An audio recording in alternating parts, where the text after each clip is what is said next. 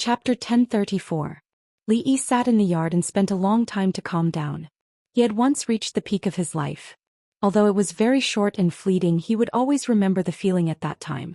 After being humiliated by Mississippi Lu for so long, at that moment he finally completed a beautiful counterattack.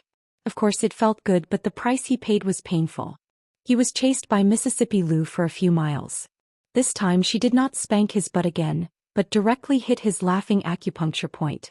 When the two of them walked back, she looked at him and smiled all the way. However, it was not without gains. Li Yi still vaguely remembered that before the two of them got drunk last night, he seemed to have reached an agreement with her. She promised him that they would hook up. Although she was still not that gentle to him, at least she would not do something as shameful and exciting as spanking his butt. This was a great improvement, and it was worth being happy about. The smile on Li Yi's face just appeared on his face, but he immediately stopped. He held his stomach and his face twitched. He laughed for too long in the morning, and now his stomach hurt when he laughed.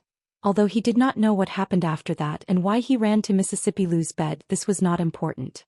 Anyway, nothing that should not have happened happened. The only regret was that she finally got drunk yesterday. This was a once-in-a-lifetime opportunity, and it was really a pity that he did not get any secrets from her. The inspiration for this idea came from Mississippi Lu.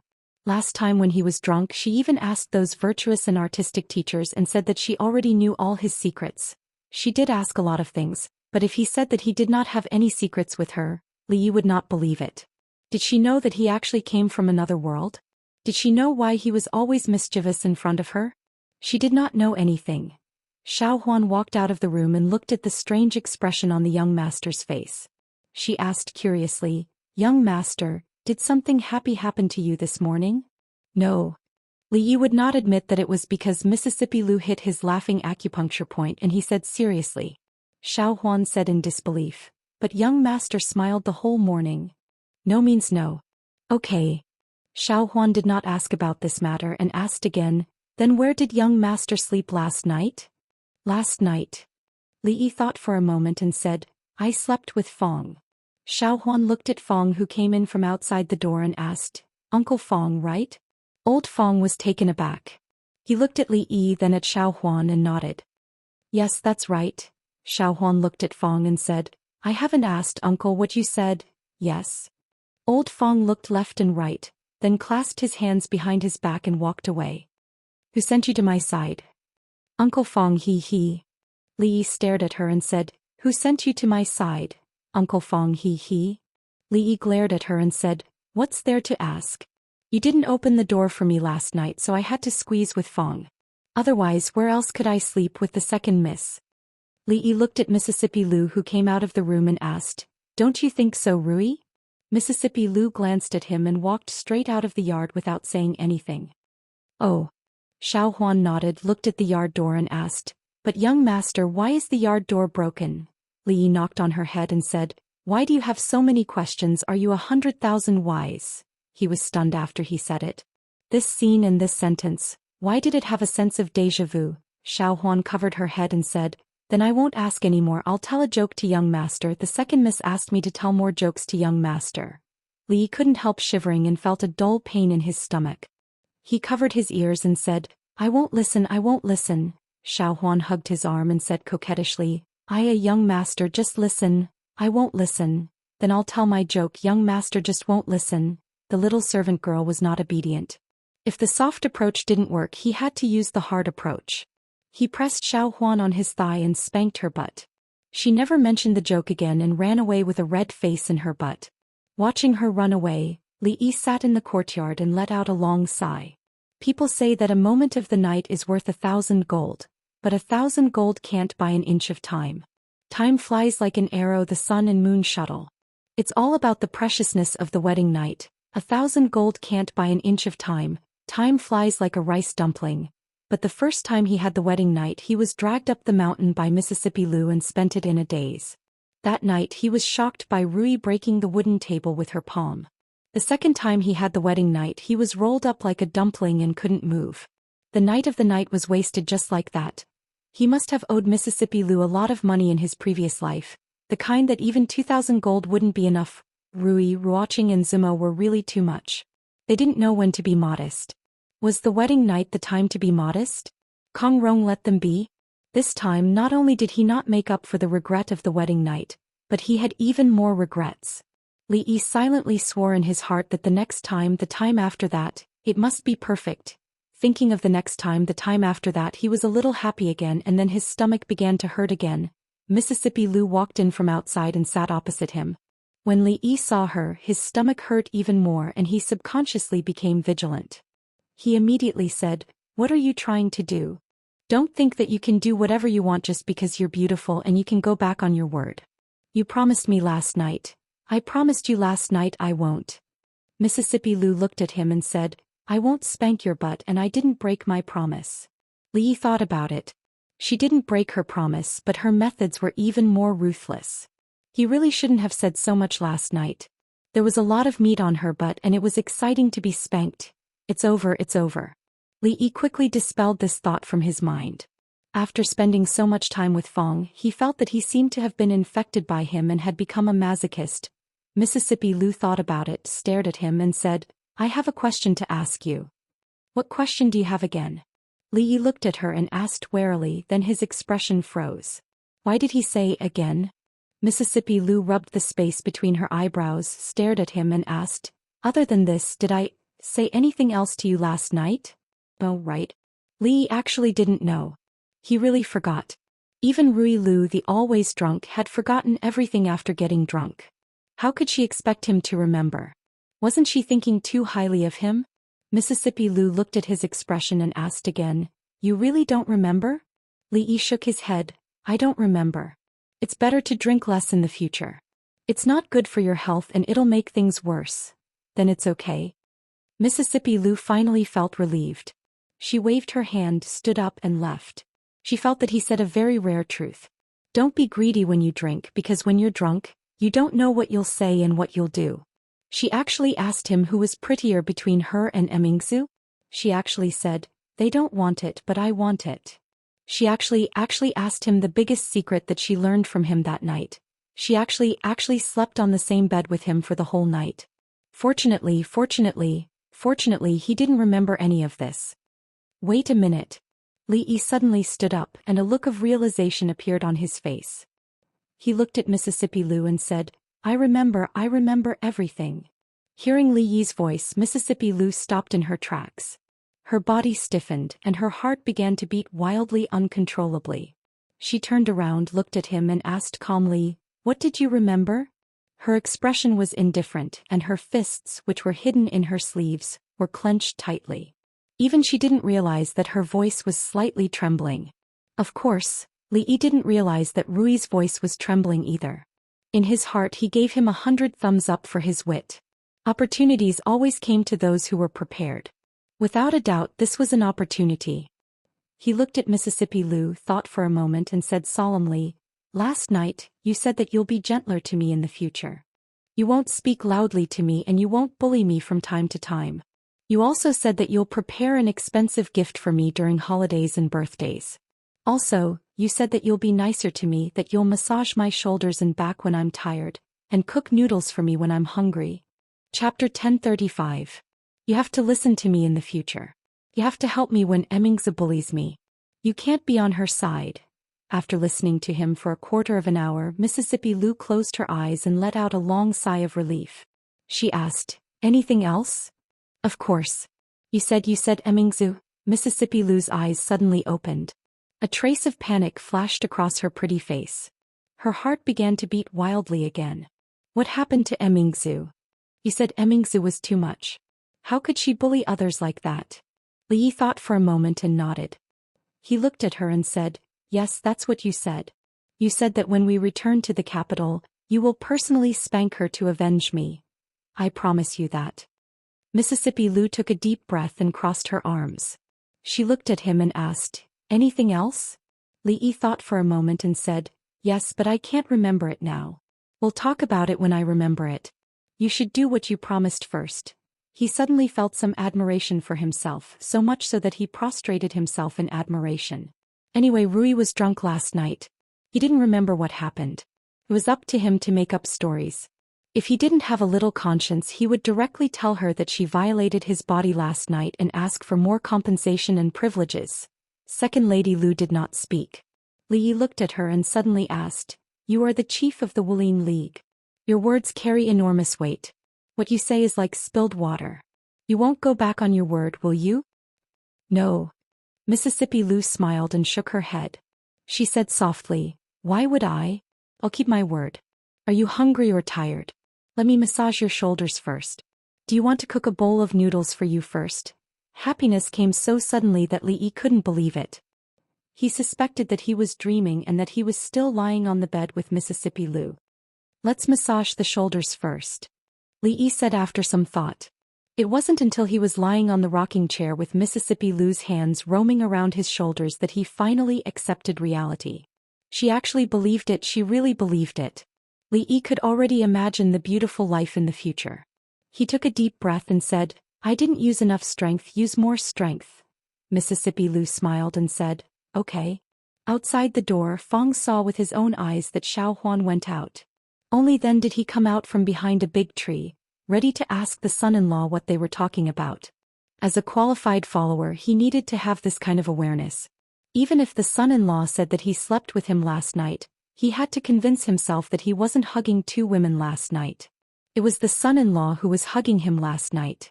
For the son-in-law, for the young miss, for the second miss, for a perfect family. He felt that he was very great at this moment. Perhaps his back was shining with colorful light like that of Lady Ruoqing. When he walked to the door, he heard screams coming from the yard. "You used too much strength. It hurts, it hurts. Be gentle, be gentle." This was the voice of the son-in-law. "I haven't used any strength yet. Just bear with it a little longer. It won't hurt in a while." This was the voice of the second Mississippi. Fong stopped in his tracks and stood there for a while. Then he turned around and strode away. "It's just a joke. Why are you so serious?" His bones were almost broken by her. Li Yi rubbed his shoulders and said, "I forgot. Tell me, what else did you say last night?" "Nothing." Mississippi Lu clapped her hands and asked, "Do you still want to eat noodles?" No. Li Yi's attitude was very firm. He almost dismembered himself by rubbing his shoulders. If he asked her to cook another bowl of noodles, he might directly poison himself to death. It was better not to take this risk. In the end, he didn't ask what Mississippi Lu said last night. Rui, Ruoqing, and Zumo disappeared in the morning. He didn't know if it was some custom or something else. Some of the customs of these women, Li Yi didn't know much. Fong walked in from outside and sat opposite him. Looking at him, he sighed and said, "Son-in-law, as a man, you have to be responsible for what you do. If you dare to do it but don't dare to take responsibility, you are not a man." Li Yi turned to look at him and asked, "Responsible? What responsibility?" Fong thought for a moment and said, "Son-in-law, if you don't want to take responsibility, you can let the second miss take responsibility. It's the same anyway." Before leaving, he patted Li Yi's shoulder and said earnestly, "Son-in-law, you are destined to be unable to escape the clutches of the second miss in this life. Be optimistic and accept your fate. Life is like being raped. If you can't resist, then enjoy it to the fullest. This is my shallow opinion in this life. Take your time to understand." Fong always had a deep understanding of life, but he was wrong about one thing. Life was indeed like being raped, but he didn't think of resisting. The architectural style of the Jiang of Silla mansion was from the inside to the outside, from the master to the servant. The innermost courtyard was where the master of the mansion lived. Could be counted as Rui, Ruoqing, Zumo, and himself. Of course, there were also Xiao Huan, Xiao Zhu, and Xiao Tui's rooms. Yong Ning had the most freedom and could sleep wherever she wanted. There was also a study without a bed. Li Yi thought that he already had Rui and Zumo and Ruoqing, so there was no need to put a bed in the study. Only now did he realize how naive this thought was. If that was really the case, he wouldn't have spent the night with Mississippi Lu. "Be careful, just put it in that corner." Fong moved the mattress in alone. Li Yi looked around and picked a corner that was pleasing to the eye. Fong put the bed in place and looked at Li Yi with a strange gaze. In this courtyard there were eldest miss, second miss, Miss Zumo, Miss Ruoqing, Xiao Huan, Xiao Tui, and Xiao Zhu, the three servant girls. Son-in-law could sleep in any of the rooms, but he actually wanted to sleep in the study. Son-in-law couldn't be unable, right? At such a young age, how could he? Li Yi looked at him and said seriously, If you look at me like that again, I'll send you to the Wu Kingdom to gather intelligence and come back in a few years. Fong clapped his hands and turned to walk outside. When he reached the door, he poked his head in and said, "Son-in-law, remember to eat more chives and kidneys. If you really can't do it, you can also use tigers or deers or something to make wine. Get lost." Fong left. When he left, he didn't forget to close the door. Li Yi soaked his feet and took off his shoes before lying on the bed and wrapping himself in the blanket. From yesterday until now, he hadn't had a good sleep. In the morning, he was chased by Mississippi Lu for a few miles, and on the first day of his wedding, he had to be alone in his room. He didn't have the mood to complain anymore and was overcome by waves of tiredness. After sleeping for an unknown period of time, the door was suddenly pushed open and gently closed. On the bed, Li Yi's eyes suddenly opened. In the middle of the night, who came to his study? A thief? Impossible. Even if he was a grandmaster, he would not be able to sneak in here. Could it be Rui? Or a rapist? Was it Rui who came to pick up flowers? While Li Yi's mind was running wild, the figure had already reached the bed, quietly took off his shoes and climbed onto the bed. Li Yi's eyes widened. Could it be that the rapist was taking the initiative to offer himself? The moonlight shone in from the window and Li Yi could roughly see the figure. From the shape of the chest, it was not Rui but Zimo who came to pick up flowers. Chapter 1036. She shut him out on the wedding night and now she wanted to secretly pick flowers. Li Yi really didn't expect that Zuemo would be so interested in this. Did she really think that she could get on and off his bed as she pleased? He closed his eyes and waited for her to pick flowers. However, after waiting for a long time, the person beside the bed did not move. Just when Li Yi was about to get impatient, he felt that she stood up. Was she going to run away? Li Yi couldn't pretend anymore. He grabbed her hand and dragged her to the bed. Ah! There was a cry of surprise in the room. Li Yi hugged her tightly and said fiercely, "Since you are here, don't leave, Shu." After she reacted, she immediately looked back and whispered, "I sneaked here, they don't know." Li Yi carried her to the bed and whispered, "What are you doing here, picking flowers?" In response to him was a hot kiss. Li Yi had seen what a passionate Zuemo was like. In the dark night, there was only breathing and two gradually hot bodies. Li Yi knew what she was here to do. She was here to make up for the regret of the wedding night and carry out the last step they didn't finish yesterday. Squeak! There was a sound at the door again. Zuemo was startled and immediately lay down inside, hiding in the quilt. Li Yi looked at the figure who quietly closed the door with some surprise. He thought to himself that it couldn't be. Two flower thieves came in one night. It seemed that he should carefully consider Fong's suggestion just now. The person who sneaked in was easy to recognize. From the way she walked and the hazy figure, it was Ruoqing. When Ruoqing walked to the bed, she saw him sitting on the bed. She was shocked and said after a long time, You haven't slept yet. What do you mean by you, me?" Li Yi pulled her over and said, "Call me husband." Someone gently pinched his thigh. "Husband," she called out softly, and Li Yi could feel that her body was getting hot. Yesterday I didn't mean to." Ruoqing was not as passionate as Zuemo. Her voice was so soft that it was almost inaudible. She said, Tonight I will come to accompany you. Don't tell Zuemo or she will laugh at me." "Don't worry, I won't laugh." A familiar voice suddenly sounded. Ruoqing was startled. Seeing the figure crawling out from under the blanket, she was startled and then said in panic, "Zumo, what do you mean by you? You snuck over without telling me. Tomorrow I'll punish you according to the family rules." Ruoqing hurriedly stood up and said, I'll go first." Li Yi grabbed her wrist and gently pulled, causing her to fall onto the bed again. Li Yi held her slender waist and said softly, "It is fate that brought us together. Why don't we stay together?" He slept soundly when he had someone by his side. It was just that his arms were a little numb because they were pillowed on each side. When he came out of the study, it was already late in the morning. Fong was working in the yard, moving the stone table and stone bench to a place further away from the swing. When he saw Li Yi, he stopped in his tracks, thought for a moment and asked, "Young master, do you really not need to ask the kitchen to fry another chives?" No matter whether others believed it or not, he really just hugged them to sleep last night. Nothing that should have happened did not happen, and nothing that should have happened did not happen.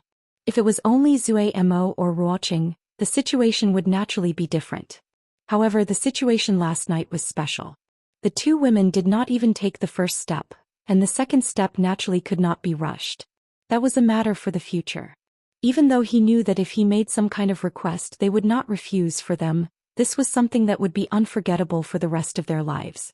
He should not be so hasty. However, what old Fong said made sense. After all, it was better to be on the defensive than to be on the defensive. Li Yi thought for a moment and nodded. Let's fry one. Remember to fry them together with the kidney. In the early years of the Jingping era, the number of merchants settling in Suzhou began to increase rapidly. The flow of people in Yong County skyrocketed. The originally sparse streets gradually became lively and prosperous. This series of changes had long changed the people from the initial joy and excitement to numbness. Under the governance of His Highness Jiang of Silla, Suzhou would only get better and better. This was something that they never doubted in their hearts. Ever since the situation in the fringe changed dramatically, the bandits were almost completely eradicated. A smooth trade route was opened up, which was known as the Great Mountain Road. The merchants of the Three Kingdoms also benefited greatly from this. This was a region that was not under the jurisdiction of the Three Kingdoms. However, the fringe also had its own rules: freedom, equality, justice, and the rule of law. The fringe, which used to make people pale at the mere mention of its name, had completely changed in just over a year's time. The public security was good, even better than that of the various prefectures. The name Fringe no longer lived up to its name. The caravans traveling on the Great Mountain Road preferred to call it New World. There were even many large caravans that had set up shops and workshops in the mountains for convenience and safety. Of course, these were built on the foundations of the original towns in the mountains. Before this, no one knew that there was such a paradise in the desolate mountains. In the Jiang of Silla's mansion, Fong leaned on the kitchen door and said, "Young master, we've almost cleared the road between the Qi Kingdom and the Jing Kingdom. The bandits we encountered along the way, other than those we chased away, have all been subdued. However, there are more hard to deal with near the Wu Kingdom. We don't have enough manpower for the time being, so it's a little troublesome to deal with them head-on." Li Yi was cooking fish, Drunk Mo's favorite steamed fish. When he heard that, he said casually, "Let's put off the trouble for now. We'll talk about it when we can spare some manpower." Watching the young master carry the steamed fish out, Fong swallowed his saliva and shook his head. Ever since the wedding, the young master had been indulging in the land of love and tenderness all day long. He didn't even care about proper business. The spring night was short and the sun rose high in the sky. From now on, the Jiang of Silla would never get up. After the steamed fish was done, there was only Mississippi Lu's favorite dish left. Li Yi returned to the kitchen, wondering if he should make himself a dish of stir-fried kidney with chives later to nourish himself. He had been a little too depraved in the past 2 months. Even if it wasn't for the sake of becoming a martial arts master to avenge Mingzhu's letter, for the sake of a happy life in the future, he had to train harder and strengthen his physique. Try this, and this. He couldn't favor one and discriminate against the other. Including Mississippi Lu, he picked up a mouthful of food for everyone at the table. Only then did Li Yi begin to eat. Li Yi watched Drunk Mo eat a mouthful of fish, and then her expression became a little strange. He was very clear about his cooking skills. Li Yi picked up a mouthful of fish himself. It tasted very good. He looked at Drunk Mo and asked, "What's wrong, doesn't it suit your taste?" "No," Drunk Mo said. Her face turned pale and she immediately ran away. Before Li Yi could react, the sound of retching came from outside the door. Li Yi looked at Rui and Rui watching and asked, "Is it that bad? I'll go out and see her." Without waiting for them to answer, he immediately ran out. Rui picked up a mouthful of fish and tasted it. A puzzled look appeared on her face. When she looked out the door, she was stunned, and then the expression on her face changed: surprise, disbelief, and a trace of resentment. Outside the door, Drunk Mo leaned against the pillar. Her face was pale and she kept retching, but she didn't vomit anything. Li Yi hurriedly ran over, patted her back gently and said with concern, "What's wrong?" "I'll call the doctor." She shook her head and said, "It's nothing. I suddenly feel a little uncomfortable. I'll be fine after going back to my room to rest." "I'll help you back first." Li Yi helped her back to her room and let her lie on the bed. Then he asked, "Other than feeling nauseous, where else do you feel uncomfortable?" Drunk Mo said softly, "I still feel a little dizzy." "Nausea, dizziness?" Li Yi seemed to think of something. He grabbed her hand and suddenly asked, "You that, how long has it been since you last came?" Which? Drunk Imo looked at him in confusion. After understanding, her face turned red. She glanced at him and said, "How long has it been since I last came? You still don't know." Chapter 1037. Drunken Imo was pregnant. He was not prepared at all, let alone mentally prepared. In the beginning, he and Rui had gone through a lot in order to have a child. The old lady had taken her to worship Buddha many times and prayed many times. The two of them had also done a lot of hard work in private. After so much hard work, they had the current young master of the Li family, Li Duan. But he and Drunken Imo had been married for less than 2 months, and she was already pregnant. Judging from the time, it was very likely that it was the first time. When Li Duan was 1 year old, he and Rui had wanted to have a second child, but from a year ago until now there had been no results. Therefore, he could understand Ru Yi's happiness and the hidden bitterness in her eyes when she looked at him. Drunken Imo and Ruoqing were only 1 day apart. Li Yi held Ruoqing's hand and asked, "How is it? Do you feel uncomfortable anywhere?" Ruoqing asked in confusion, "What do you feel uncomfortable? That is, do you feel dizzy, nauseous or something like that?" Ruoqing instantly understood what he meant. She blushed and whispered, No. Ruoqing and Drunken Imo were not mentally prepared to have children for the time being. They obviously had time to avoid danger, but there was no absolute safety in this kind of thing. God always liked to joke with him on this kind of thing. Drunken Imo was originally only her treasure, but now she immediately became the treasure of the whole family. As soon as Rui learned the news, she told him that he couldn't sleep with Drunken Imo at night anymore, and arranged 2 more obedient and sensible mates for her. The imperial doctor sent by Zhou Xian from the palace a long time ago naturally received a lot of money. Second Madame's pregnancy was a great thing for the whole Li family. From the housekeeper to the servants, everyone's monthly allowance this month was doubled. In addition, there was extra money. Even Li Duan knew that he was about to have a younger brother or sister. He ran around the courtyard happily. Ever since he left the capital and Xiaorui, not many people could play with him. Drunk Ink was now surrounded by them, and Li Yi wasn't idle either. He had to send someone to inform third young lady Chen of this news. He also had to write a letter to report the good news to the old madam in Jingdou. He also had to send a letter to Tsing Shichen. He also had to write to Li Xian to remind him that even if he couldn't come, he couldn't miss out on a congratulatory gift. After writing a few letters, an hour had passed. When Li Yi walked into the room, Zueimo was alone by the bed, staring blankly ahead.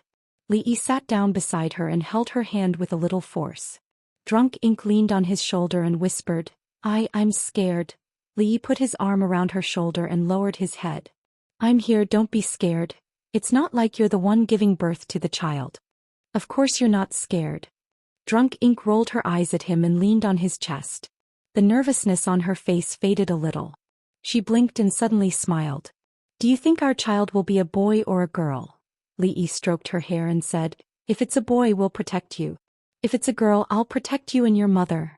Drunk Ink leaned lightly on his chest and murmured, "You won't protect me. You only know how to bully me." When Rui was pregnant, Li Yi couldn't stay by her side from beginning to end. This had always been his regret. He couldn't make the same mistake a second time. He had already warned Wang Wei not to be impatient about the matter in the fringe. He told him to put aside the major forces that he hadn't subdued in the Wu kingdom and focus on stabilizing the rear. As for the daily affairs of Shu province with Qin Chong around, there was no need to worry. Provincial Governor Chen's ability was unquestionable. When a woman was pregnant, there would be many symptoms, including dizziness, nausea, loss of appetite, and so on. In addition to physical problems, mental problems were more likely to occur. At this time, the company of the other half was especially important. Li Yi would hug her to sleep almost every few nights. From dressing up to eating and sleeping, he wouldn't let anyone else interfere. This made Rui, who had always been gentle and generous, a little jealous. One night, after washing up, she leaned on the bed and said in a slightly sour tone, "Husband is so good to Sister Drunk Ink. I'm a little envious of her." Actually, Li Yi had always treated them equally. It was impossible for him to treat them equally. But if he asked himself, he had never been partial to one person. Now that Drunk Ink was in a special period, there was no difference between how Li Yi treated her and how he treated Rui at that time. He knew that Rui was just joking. He pulled her over and said, What's there to be envious of? When my wife gets pregnant, they'll be the ones envious of you. Rui sighed and said, how good would it be if I hadn't broken through to the Grandmaster level? It's okay. Li Yi shook his head and said, Grandmasters aren't cabbages that you can pick and choose from. At most we'll just try a few more times. How do we try? Li Yi waved his hand to turn off the light. He leaned over to her ear and whispered, just like this. The light in the room dimmed and the enchanting scenery in the dark couldn't be seen. Late at night in a few rooms in the small courtyard, Ruoqing and Drunk Ink had already fallen asleep. 2 rooms away, Mississippi Lu was lying on the bed when her eyes suddenly opened. In the dark, a blush quickly appeared on her face, and she quickly covered her ears with her hands. She covered her ears and covered her head in the quilt. The suppressed and extremely low voice could no longer be heard, but she felt a little hot. She tossed and turned on the bed and couldn't fall asleep. Each room had a separate shower. After taking a shower, Li Yi carried Rui back to the bed and suddenly thought of a problem. He looked next door, then looked at Rui and asked, do you think they can hear us just now? Don't worry. Rui shook her head and said, the 2 younger sisters are already asleep. Li Yi looked at her and only felt that a grandmaster was really powerful. It was simply a human-shaped eavesdropping device. He had to experience this feeling in this life. Then he realized one thing. Rui seemed to be only one step away from this realm. He looked at Rui and asked, what about Rui? Can she also hear us? This time Rui didn't say anything. Not speaking was a tacit agreement. He thought about it and asked Rui in a low voice, do you think it's a little inconvenient for Rui to live here? Rui closed her eyes and said softly, what do you want to say? Go and talk to Rui yourself. If he went to talk to Rui, he would be courting death. Li was not that stupid. Maybe Mississippi Lu went to bed very early every night. He closed his eyes and prepared to sleep. After a while he opened his eyes again and turned to look at Rui. He asked, my wife can hear from so far away. Do you remember on the night of our wedding when Rui and I were drunk in her room? What did she say to me? Anyway, they didn't do anything out of line that day. Rui knew about it. Li Yi also just realized that Mississippi Lu didn't tell him what happened that night, but Rui probably knew. Rui thought about it and said, she made a promise with you that she wouldn't spank you anymore. And then, Li Yi was refreshed. He then asked, I know this. What else did she say? And then, after a while Rui said, then I fell asleep. What else did she say? You can only ask Rui herself. Li Yi felt a little regretful. If Mississippi Lu remembered it herself, he wouldn't have to ask Rui. He held Rui's hand and whispered, let's sleep. Rui responded. After a long time she asked, do you know how old Rui is this year? Soon to be 20. Li Yi opened his eyes and said, in a few years it'll be time for me to get married. I don't know which good man will get lucky. Chapter 1038. Mississippi Lu was almost 20 years old. Before Rui went to bed last night, she unintentionally asked this question. Li Yi then realized how fast time had passed. When she was riding on the horse and looking down at him in his eyes, she was only equivalent to a young girl in her prime in the future. Perhaps there was a little rebellion and violence in adolescence. Of course, as she gradually grew up and matured, there was only violence left now. A 20-year-old girl, whether in the Jing Kingdom, the Qi Kingdom, or the Wu Kingdom, was definitely an old leftover woman. Even though the marriage law in the Jing Kingdom had been reformed a few years ago and was ahead of the other countries, it only delayed the marriageable age by a few years. According to the statistics of the Ministry of Revenue, the average age of marriage for a girl in the Jing Kingdom was 16 to 17 years old. Of course, this age could not be compared to the future, but compared to the Wu Kingdom and the Qi Kingdom, it was much more scientific. According to this data, not only Mississippi Lu, even Xiao Huan, Xiao Zhu and Xiao Cui were left behind. However, Mississippi Lu should not care about other people's opinions.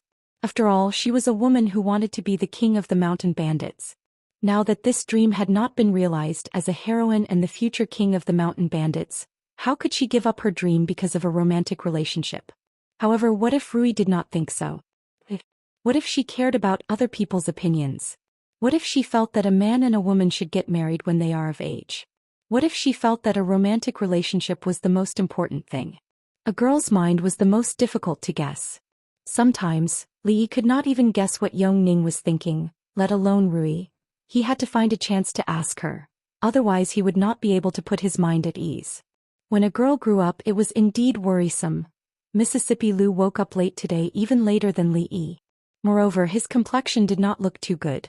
Li Yi sat in the courtyard and looked at her. He asked with concern, "What's wrong? Did you not sleep well last night?" Mississippi Lu glared at him and didn't say anything. She continued her morning exercise in the courtyard. The morning exercise was actually Tai Chi that Rui had modified. Rui had now reached a bottleneck in martial arts. In Su's words, diligent practice was no longer helpful for her to improve her realm. What she needed was an opportunity. Li Yi didn't know much about opportunities. He only knew that practicing martial arts was like rowing a boat against the current. If you didn't advance, you would fall behind. If Rui didn't advance, he would advance, which was equivalent to Rui falling behind. As long as she stood still, he would catch up to her sooner or later. At that time, it was possible for him to surpass her in terms of martial arts. And then he could an expert was indeed an expert. His morning exercise was like a dance. The whole set of movements was very pleasing to the eye. After a quarter of an hour, Rui's morning exercise was over. Li Yi placed the heated breakfast on the table. She washed her hands and walked over.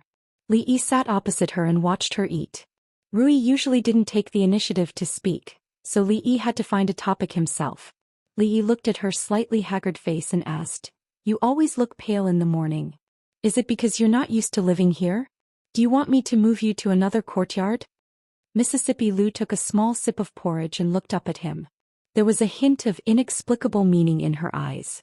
Li Yi couldn't help but feel a little guilty when he saw that look. Worried that she would misunderstand something, Li Yi hurriedly explained, "Of course, if you think it's okay to live here, just pretend I didn't say anything. I'm not chasing you away and I'm not saying you're unnecessary." Mississippi Lu ignored him and buried her head in her porridge.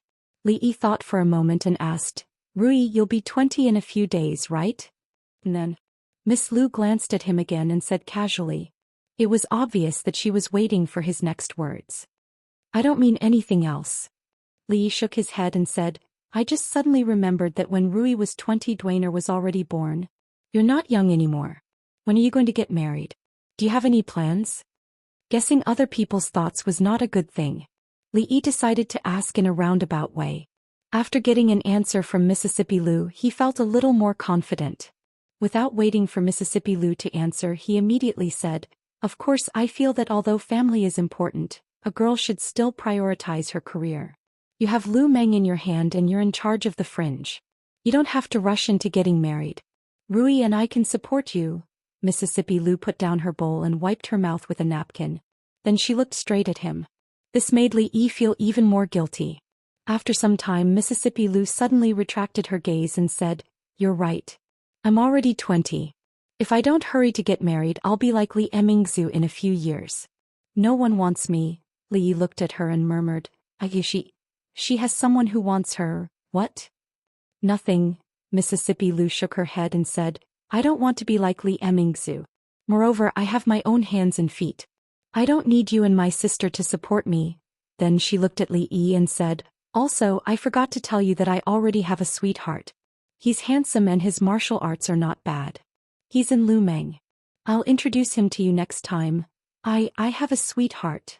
Li Yi looked at her with his eyes wide open. His soul seemed to be hit by a speeding carriage. There was a slight tremble in his voice. Mississippi Lu nodded and said, "You and my sister don't need to worry. We'll get married when it's time." She stood up and said, "I still have something to do in the league. I'll leave first." Li Yi stood up and took her small bowl. He said in a daze, "Don't you want another bowl?" "No." Mississippi Lu waved her hand and said, "The porridge you cooked this time was too sweet. Remember to put less sugar next time." Then she turned around and left. Her figure disappeared out of the door.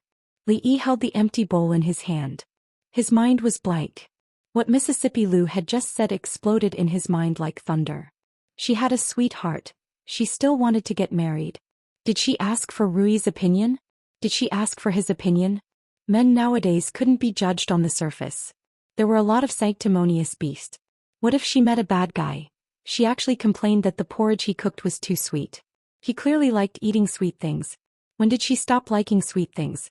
Li Yi held the empty bowl and stood there in a daze. Outside the door, Mississippi Lou looked back.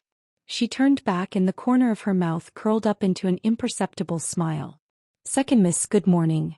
Fong walked over from the side and waved his hand to greet her. "Morning." Mississippi Lou smiled at him and turned to leave. Fong's footsteps came to an abrupt halt. The expression on his face immediately froze. He looked at the sun above his head. There was no doubt that it rose from the east.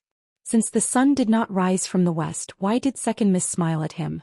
Could it be that Second Miss also thought that the new clothes he wore today matched him very well? After a long time he shook his head and walked into the courtyard. Seeing Li Yi standing in the courtyard, Fong walked over happily and asked, "Son-in-law, look at the clothes I'm wearing today. Don't I look very spirited?" Crush. The small bowl in Li Yi's hand fell to the ground and broke into several pieces. Fong looked at him in disbelief. Although he knew that the new clothes that Xiao Hong made for him looked very good on him, the son-in-law did not have to be so surprised, right? Li Yi picked up the broken pieces on the ground. Fong hurriedly said, "Son-in-law, these things can be done by the servants.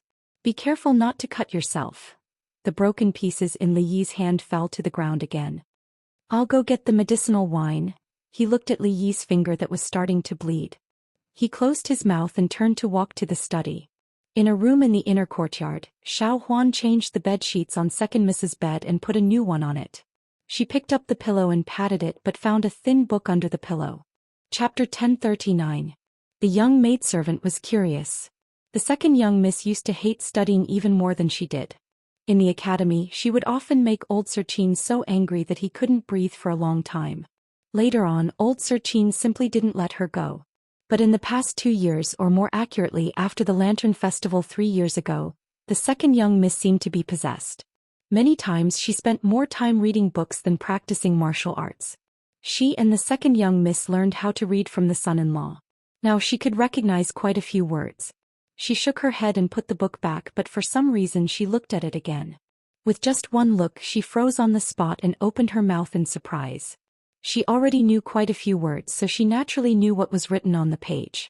Mandarin duck handkerchief. She remembered that when she learned the words Mandarin duck, it took her a long time to remember it. She knew this book. She didn't know many books and couldn't even recite all 4 books and 5 classics, but she was very clear about the contents of this book. When the maidservants in the residence gossiped in private, they often mentioned this book. The title of the book was Mandarin Duck Handkerchief, but the contents had nothing to do with mandarin ducks or handkerchiefs. This was a book that taught women how to pursue men. The book detailed the methods and steps for a woman to pursue her sweetheart, as well as how to test if a man liked her and if he was worthy of her liking, for example, the method of loosening the reins in order to advance. When the maidservants said these things, she didn't really understand them. Instead she said, "To make a man remember you, you must first make him feel pain. To make him remember you forever, you must make him feel pain deep in his heart. You can like a person's talent, his looks, or even his money. But if you like a person because he treats you well, then when he doesn't treat you well, you will have nothing." She understood 70 to 80% of these easy-to-understand words. This book had been banned by the government more than 10 years ago. The reason was that many people believed that this book was obscene and harmful to etiquette, so it was impossible to buy it on the market. However, many women would still keep a copy and keep it under their bed pillows. They would then pass it on to their close friends and treat the words in this book as priceless advice. It was said that the author of this book was an extraordinary woman. Because of her own experiences, she wrote this book to warn and teach all women in the world how to pursue the love of their lives and how to protect themselves. It was also said that the author of this book was a favored concubine deep in the palace. It was only because she had long seen through the love between men and women that she wrote this masterpiece. It didn't matter who the author of this book was. What mattered was Second Miss. Why did Second Miss read this kind of book? She flipped open the book and found that some notes had been made. She looked at the place where the notes were made and felt even more surprised. Who did the second miss like, and who did the second miss want to test? Li Yi's hand was only scratched by a broken piece of porcelain. The wound wasn't deep. After a simple cleaning and disinfecting, he didn't bandage it. Fong sat opposite him and looked at him with a burning gaze. He asked, "Son-in-law, do you have something on your mind?" Li Yi was silent for a moment. He looked at him and asked, Have you been to the Lu Meng often recently? Quite often. Fong nodded. He was bullied by his own wife and couldn't fight back. He felt wronged and had to find a place to vent. How is the Lu Meng recently? Did anything strange happen? Fong thought for a moment and said, everything is fine. Nothing strange happened. It's just that a group of people passed the assessment some time ago. There are a few good seedlings among them. They look like humans, but I don't know if they are just embroidered pillows. Everyone whom old Fong described as a human or a dog was better looking than him. Fong actually wasn't ugly. Other than his body being a bit strong and his face being a bit naive, he was quite good looking. But that wasn't the main point. He looked at Fong and asked, do you feel that Rui has been acting strange recently? Second miss. Fong thought for a moment and thought of the strange smile she had shown at the door. He nodded and said, yes. Li Yi was silent for a moment and said, come with me to the Lu Meng. The number of core disciples in the Lu Meng has just exceeded 3,000. The number of masters on the 3 lists is also increasing every month. At this rate, it won't be difficult to reach 4,000 by the end of the year. The Lu Meng was located outside the county. It occupied a large area and was equivalent to a small town. Lu Luo walked beside him and introduced the recent developments of the Lu Meng. The Lu Meng had Su in charge and many masters on the heaven list. It was a great attraction for people in the martial arts world. The disciples who had passed through many rounds of selection were the best of the best. After Lu Luo finished introducing the recent developments in the Lu Meng, he pointed to a room in front and said, the League Master is there. I will take you there. He pointed to the room. A woman put a letter on the table and said, League Master, the situation in the Wu Kingdom is the same as before. The court and the rebel armies are still in a stalemate. There is no news of Princess Duanrong. The woman wore a tight white robe and was dressed like a man. Her hair was tied up in a bun similar to a man's. She had a valiant air about her. As the leader of the female army directly under the League Master, her strength was top and she was ranked in the top 10 of the heaven list. Although she was a woman, no one in the entire Lu Meng dared to look at her as a woman. I understand you, Mississippi Lu nodded. Suddenly her eyebrows moved. She took the initiative to hold the woman's hand and said, you have worked hard. I know that you have admired Jiang of Silla for a long time and have wanted to meet him for a long time. Coincidentally, you have encountered a bottleneck in your martial arts. Come back with me today and meet Jiang of Silla. At the same time, you can get some pointers from my sister. The woman looked down at their hands that were held together and her face suddenly blushed. Somewhere in the Lu Meng, Fong looked in surprise at Li Yi and asked, son-in-law, why aren't you going to find second young mistress? Li Yi shook his head and said, I suddenly remembered that second madam's fish is still being steamed in the pot. If it is steamed for too long it will not be tender anymore. We have to go back quickly. Inside the room, the woman looked down at the hand Mississippi Lu was holding her hand. Her face was red and she said in a low voice, League Master, I know. The woman was stunned. You know? Then she lowered her head and her face became even redder. She said in a low voice, I know that we are both women and women should not like other women, but I know that you have long wanted to meet my sister and Jiang of Silla. Rui was stunned. He looked at her and asked, what did you just say? Jiang of Silla Mansion. Li Yi was cooking in the small kitchen. Fong leaned against the door and looked at him worriedly. At a certain moment he suddenly said, son-in-law. Li Yi turned around and glanced at him, his face expressionless. Does it hurt? Fong asked. What hurts? Where else does it hurt, son-in-law? It hurts. Your hand doesn't hurt. Why does it hurt? Because you cut your hand just now. Fong finally understood. It was not the second young mistress who was strange, but the son-in-law. The son-in-law had been distracted for the whole day. He was cut by broken porcelain in the morning and cut his hand while cutting vegetables in the afternoon. This was something that would not happen even if he closed his eyes. What's wrong with your hand? At a certain moment Mississippi Lu walked into the kitchen and looked at his bandaged hand. She frowned and asked. She looked up and saw that his eyes were confused and his expression was blank. Li Yi shook his head and said, It's nothing. I accidentally cut it. Mississippi Lu took a step forward. How could you be so careless? Let me see. It's a small injury. Li Yi took 2 steps back and asked, Is someone here? Who? Your sweetheart, sweetheart. Mississippi Lu glanced at him and a strange look flashed in her eyes again. She said, I was just joking with you this morning. How can I have a sweetheart? Joking? Li Yi looked at her in grief and indignation. He walked to the yard and pointed at the gigolo standing in the yard. He said, I saw you holding hands today. Don't tell me that was also a joke? You misunderstood. Mississippi Lu looked at him and explained, she's a woman. Misunderstood? Woman? Li Yi was even more indignant. Although I'm stupid, I'm not blind. Not only was he indignant, but he was also very disappointed. Did she think that he couldn't even tell the difference between a man and a woman? Was she so perfunctory now? He patted the gigolo's chest and said, You said he's a woman. Where are her breasts? Where are her breasts? The face of the gigolo, who was patted by Li Yi, turned from red to white and then to green. Mississippi Lu did not answer him. She thought for a moment and looked at him and asked, Can you beat the 9th on the heaven list? Chapter 1040. Can you beat the 9th on the heaven leaderboard? Mississippi Lu actually asked him if he could beat the 9th on the heaven leaderboard. Other than grief and anger, Li Yi was even more heartbroken. How could she not know what he was capable of?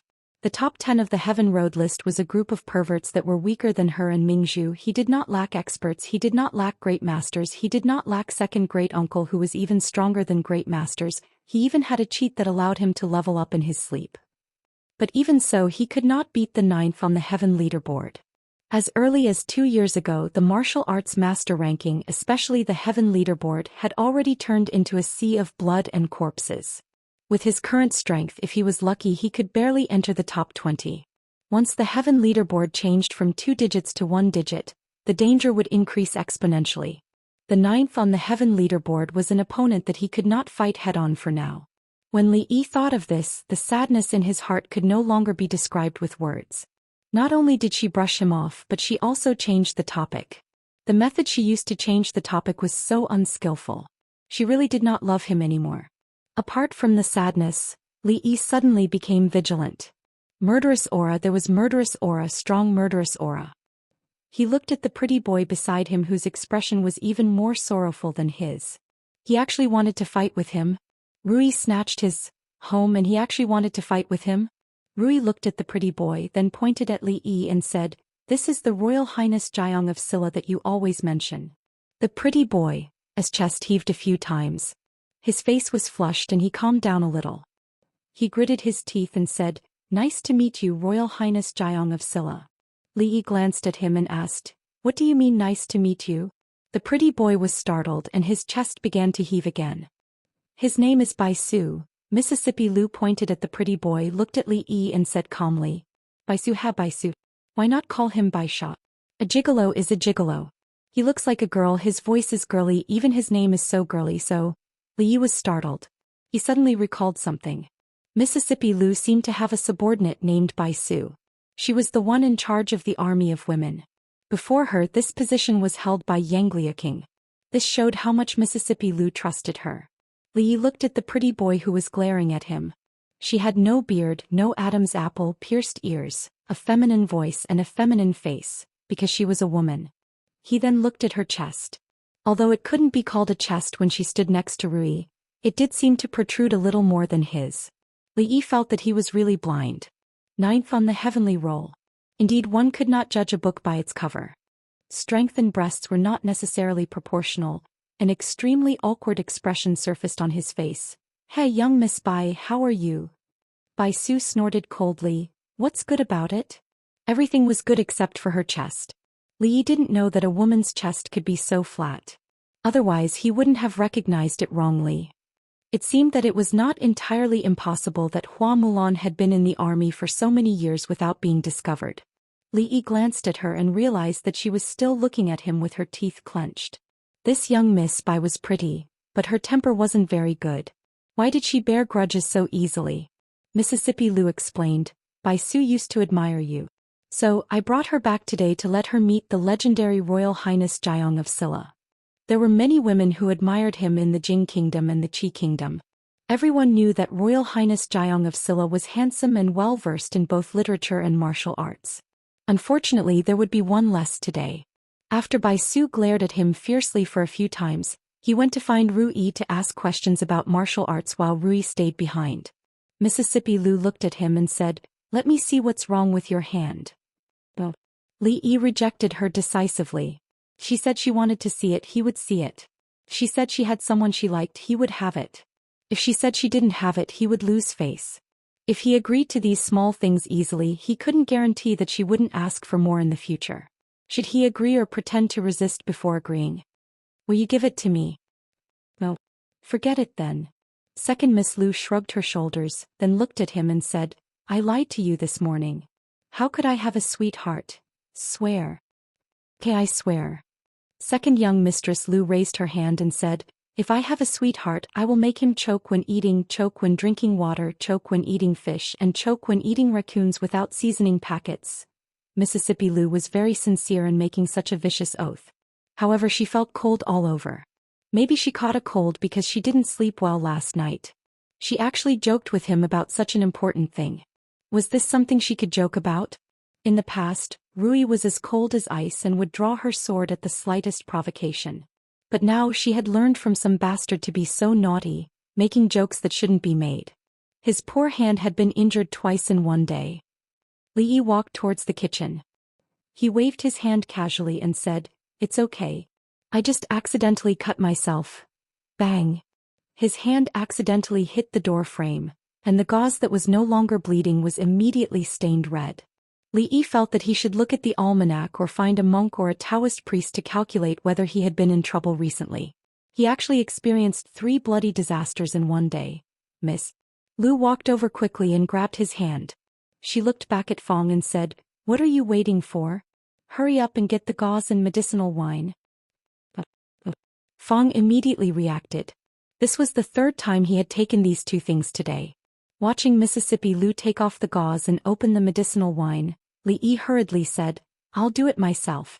"I'll do it myself." Mississippi Lu crossed her arms in front of her chest and said, "Do it yourself." "I'll see how you do it yourself." Li Yi didn't have a 3rd hand, so he couldn't do it himself. He looked at Fong and said, "What are you waiting for? Come and help." Fong looked at Second Miss and then looked at his son-in-law. He leaned against the door frame and shook his head. "Sorry, I don't know how to do it." Li Yi looked at him and said in surprise, "You didn't return it in the morning and afternoon." "Sorry, I forgot." Fong continued to shake his head. Rebellion, rebellion. Fong actually embarrassed him in front of Rui. He didn't let him go to the Wu Kingdom to inquire about the news. "Don't be so wishy-washy. Let me do it." Mississippi Lu glared at him, grabbed his hand and carefully washed it with the medicinal wine. Then she opened the gauze, cut a section and carefully wrapped it. It had to be said that Rui's wound looked much better than Fong's. After wrapping it up, she put the gauze and medicinal wine aside. As if remembering something, she looked at Li Yi and asked, "Do you think a woman can really like another woman? Lesbians are infinitely good, but they can't give birth." "What?" Li Yi looked at the butterfly knot on his hand and felt awkward no matter how he looked at it. He said casually, "There's no law that says a woman can't like another woman. Like a man or a woman or even like a person or not, it's the freedom of others." As he spoke, a shocked expression appeared on his face. He looked at Mississippi Lu and said with difficulty, You can't be saying." Mississippi Lu looked at him and nodded solemnly, "You guessed right." Li Yi stood rooted to the ground in a daze. He was able to guard against Mingzhu, he was able to guard against the gigolo, but he was unable to guard against another woman. No. He looked angry. He grabbed Mississippi Lu's wrist and slapped her but twice. He said, "No, I don't agree. Your sister won't agree either. Just give up. You've grown up, haven't you? What do you mean you don't like women? Don't you like women too?" Fong stood at the door and looked at the scene in the kitchen. The green bristle grass in his mouth had already fallen to the ground. The sun was not scorching today, but he felt like he was blind. The son-in-law actually dared to do that to the second miss. He looked at the knife in the kitchen and was ready to grab it at any time. He was worried that the second miss would chop off the son-in-law's hand. "I'm just kidding. Don't be so serious, miss." Lu shook off his hand and looked at the vegetables that had not been cut yet. She said, "Your hand is injured. Leave it to me. You go outside and wait." "Damn it. What the hell?" Fong couldn't help but curse in a low voice when he saw the son-in-law walk out of the kitchen unscathed. He picked up the green bristle grass on the ground and put it next to Li Yi's mouth. He asked, "Son-in-law, tell me how you feel." "No, I don't feel anything." Li Yi's voice was a little shaky. Old Fong looked at his hands. Li Yi raised one of his palms, which were also trembling non-stop. He looked back at Mississippi Lu, who was wearing an apron and busy in the kitchen. He murmured, "What the hell?" Chapter 1041. Li Yi thought that the day of his wedding would be the pinnacle of his life. That day he spanked Mississippi Lu's but to avenge his years of humiliation. Of course, the consequences of reaching the pinnacle were painful. His stomach hurt for several days, but after the "paw" sound, the carefree feeling that came from the depths of his soul was something that he would never forget for the rest of his life. This was something that no matter how much money he earned or how high his title was, it could not compare to. He thought that after that day there would no longer be a pinnacle in his life. Who would have thought that after 2 months he could easily reach the pinnacle of his life? Mississippi Lu did not beat him, nor did she scold him. She even helped him cut the vegetables and cooked the rice. This was not Rui, this was Rui. After dinner he sat in the yard thinking about this problem. Mississippi Lu sat opposite him. Li Yi could not help but shiver. He was ready to run away when she came to settle the score. Mississippi Lu looked at his fingers and asked, "What happened to you today?" Li Yi's 2 fingers were wrapped in gauze. He looked down, shook his head and said, "I was accidentally distracted at that time." "What were you thinking about?" "You were distracted when you were cutting vegetables?" Mississippi Lu looked at him. Li Yi always felt that her eyes were very aggressive, as if she could see through his mind. Well, I was thinking again. In the future when I make porridge I should put less sugar." Li Yi nodded and said so. "Why less? Didn't you say that you don't like sweets?" "Who said that I don't like sweets?" Mississippi Lu looked at him and said, "I have always liked it." Li Yi was a little happy. He knew it. He knew that Mississippi Lu still liked him and liked the sugar porridge he made. "Well, there's one more thing." Li Yi thought for a moment, then looked at her and said, "It's too hot these days. We're going to move to the mountains for a while. Do you want to come?" It was already July. From a few days ago the weather began to be unbearably hot. Of course, with the ice house and the ice mirror, it didn't matter whether the weather was hot or not. However, Li Yi and Rui were worried that the coolness created by the ice would affect Zui Mo's body. It just so happened that Wang Wei wrote a letter saying that it was very cool in the mountains these days. Li Yi and Rui discussed it and planned to go there to avoid the heat and come out when the weather was cooler. Go, why not? There are still some disobedient people there. It's time to subdue them. He and Zuimo would go there and naturally Ruoqing would not be missing. Xiao Huan, Xiao Cui and Xiao Zhu would definitely follow, and Li Duan, Yongning and Mississippi Lu would not be left behind. So this time they should be going into the mountains to be bandits. Because Zuimo was pregnant, he was busy all day and had no time to arrange things there. This time he could go there and deal with the rest. Looking at the back of Mississippi Lu walking back to her room, Li Yi was deep in thought. Rui changed all of a sudden. She really became gentle like never before. At this moment he actually found it a little difficult to adapt. Inexplicably he would feel an itch on his butt. Sure enough, he was infected by Fong. Inside the room, Mississippi Lu closed the door, walked to the bed and took out the book under her pillow. Looking at the book in her hand, a rare look of respect and admiration appeared on her face. This trace of respect and admiration was naturally for the owner of this book. The fringe. It was more appropriate to call the fringe a new world. The new world was naturally relative to the 3 kingdoms of Qi, Jing and Wu. A new trade route had been opened up here. Not only was it easy to travel, it was more importantly safe. In the past, the fringe had many forces and bandits. Although there were still many bandits now, they were unified by a powerful force. At least on this trade route it was absolutely safe.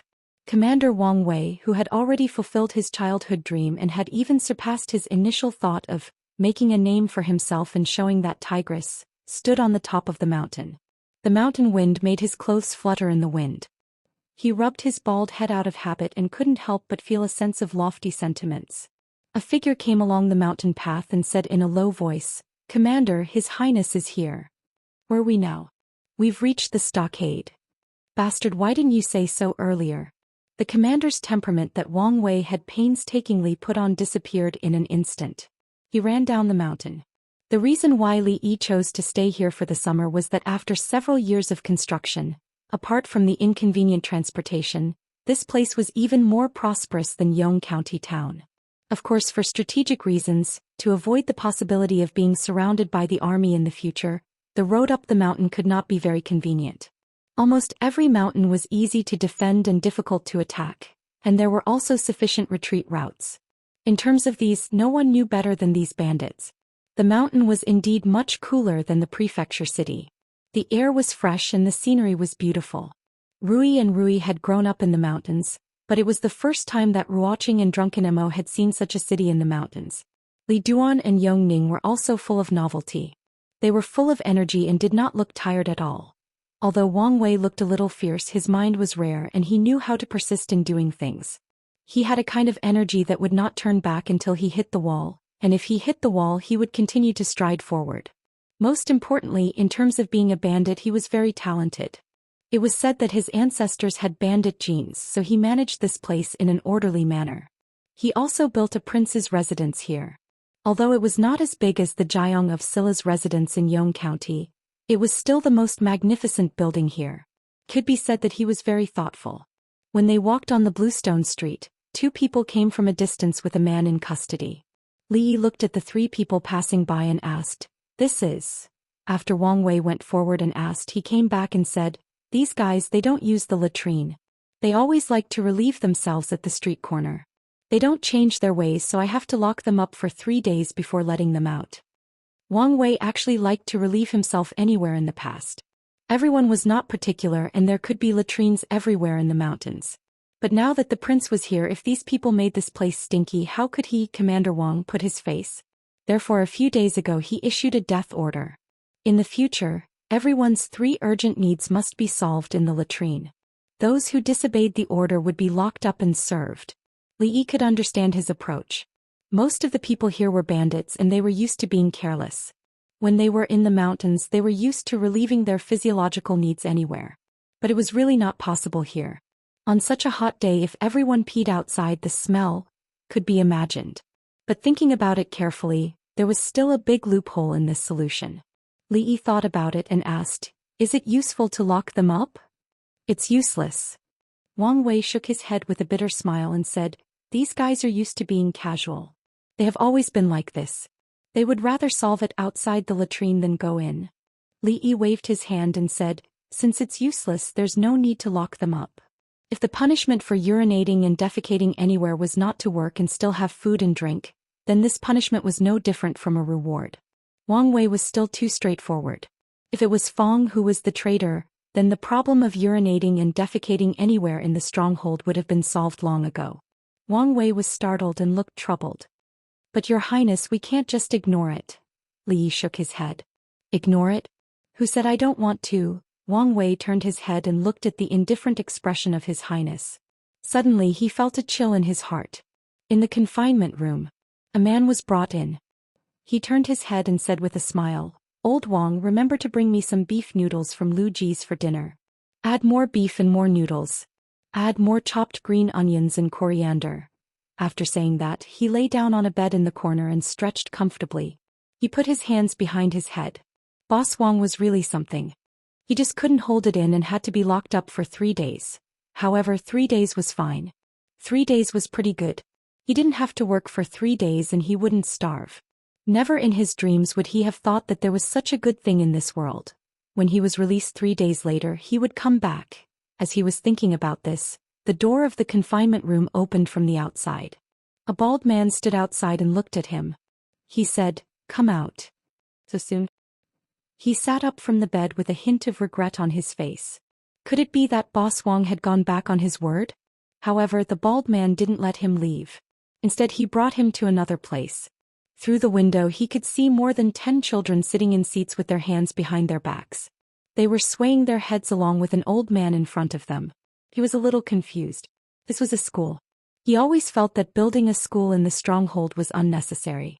Only those with families would send their children here. Anyway, they didn't need to pay, so he just treated it as looking after the children. Why did this little bald man bring him here?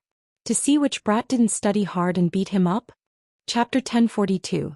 At the entrance of the academy, The young Baldy looked at the man and said indifferently, "You will attend this class with them.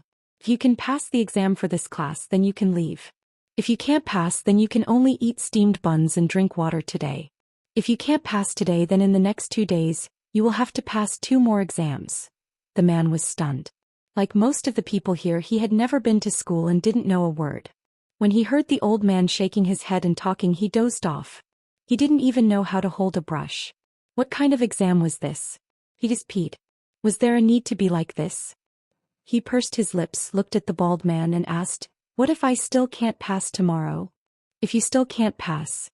The bald man patted him on the shoulder and comforted him. "In fact, steamed buns and plain water are the most nourishing." Although Commander Wang usually treated people kindly, many people were still afraid of him when he was serious. Not long after, the man walked into the school dejectedly and sat in the last row. The young bald man went forward and said a few words to the old teacher. The old man nodded and glanced at the back row. He didn't care about the man anymore. The man sat in the back row. When he saw the eyes of the children around him, his face was a little red. He simply lay on the table and slept. He really didn't believe that Boss Wang was crazy to let him sit in the school with these little children to study. Did he want him to be the top scorer? Wang Dezhuang was not meant to be a scholar in his life. Listening to the old man's voice, he felt sleepy. After an unknown amount of time, he was pushed awake by a little fat man sitting next to him. The little fat man handed him a piece of paper and a pen and said, "The teacher said to write down the 5 words he just taught." The man looked at him with a dull face. Before writing it down, he needed to know what words the old man had taught him, how to write those words and how to hold the pen. He looked at the little fat man, smiled and said, "How about you write one for me? I'll go out and buy you candied hawthorn. My family sells candied hawthorn." The little fatty looked at him and shook his head. "Also, teacher said that I can't write for him or I'll be punished too." The man looked at him helplessly. "Then can you at least copy it for me?" "Not giving." The little fatty replied bluntly. He turned his back to her and began to write on his own. The man grabbed the brush and looked at the white paper on the table. His face was lifeless and he didn't know what to write. After a while, the pen in front of him disappeared and so did the paper. In its place was a cup of water, a steamed bun and a bald head. The baldy looked at him and said, "Tomorrow is a poetry recitation test. The day after tomorrow is poetry recitation. The day after that you might have to learn arithmetic. The commander said that the 5 words that you didn't write today have to be filled in. Take care." With that, he turned around and left. The man sat in his original position in a daze, reciting poems, writing from memory, calculating. They wanted him dead. The man shuddered and hurriedly ran out. He didn't see the baldy, but he saw the little fatty who stopped him from copying. The little fatty was licking a stick of candied hawthorn. The man snatched it from his hand and took a bite. He threatened, "Kid, write one for me tomorrow or I'll beat you up." The little fatty didn't cry or make a fuss when his candied hawthorn was snatched away. He just turned around and looked at an 8 feet tall muscular man behind him. He said, "Dad, he snatched my candied hawthorn and wanted to beat me up." A shadow suddenly appeared in front of the man. He raised his head and looked at the man who was much more muscular than him. He trembled and said, "Big brother, it's a misunderstanding. Misunderstanding my ass." It was much cooler in the mountains than outside, but there were more mosquitoes. Li Yi and Drunken Imo couldn't compare to Rui and Rui. The mosquitoes would avoid them, so he could only make a few mosquito traps. Fortunately, they were very effective. Mississippi Lu stayed in the mountains for a few days before she went out with the Lu Meng's men. It seemed that she was going to sweep through the entire fringe. The fringe was actually very vast.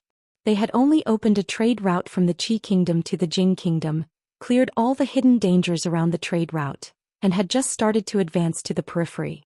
Mississippi Lu set her sights on the entire fringe. Not only did she want to be the ruler of the New World, she also wanted to be the ruler of all the mountains in the fringe. What Li Yi needed to do was to stabilize the rear, provide her with strategic support resources and be the man behind the scenes. On a hidden mountain, Li Yi looked at the rows of towering buildings in front of him. Once again he felt that Wang Wei was quite reliable. He had an entire library in his mind. He could do so many things with it. He could create many things that were considered black technology in this world. But he was only one person and he was lazy. If he really wanted to accomplish these things, he would need to live for 500 years and then borrow another 500 years from God. Perhaps a few hundred years would not be enough. Even if he had a lifetime of hundreds or thousands of years, it would still be impossible to bring out all the knowledge in his mind. Things like the technology tree should be left to Zhou Xian. He couldn't even handle Rui, so he had no interest in these things, but he didn't really want to waste his hard-earned cheat. After all, other than copying books, poems and peeking at other people's diaries, this thing still had other uses. Li Yi asked Wang Wei to open up an industrial area far away from the village. They would conduct research on things like iron smelting, coke making and forging. Although it was called research, it was actually just him telling them to do it. These would be very useful in the future. Although they couldn't use it for now, it was better to be prepared. For the time being, this would be the breakthrough point. The rest would be developed slowly in the future. At the back of the classroom, in the corner of the back row, a man looked at the little fatty beside him and swallowed his saliva. He watched as the little fatty chewed on the chicken drumstick in his hand and said, "Little brother, when you come tomorrow, can you secretly bring me some salted vegetables?" He had been eating steamed buns and drinking plain water for 7 days. He had lost a lot of weight, and the reason for all this was because he had peed outside the toilet. He couldn't understand it now. The toilet was clean and tidy, and there was no smell after he flushed it. Why did he have to pee outside? This was despicable. The little fatty nodded with great difficulty. He immediately picked up a pen and pointed at a word on the paper with the tip of the pen. He asked, "Little brother, how do I pronounce this word? I've forgotten. Can you teach me again?" He felt extremely miserable. The school was really too scary. Even if he were to move stones outside, it would be better than sitting here and reading. The detention room not far from the school had also been transformed into a new school. In the past month, people who urinated, spat, and did not pay attention to hygiene were all caught and brought here.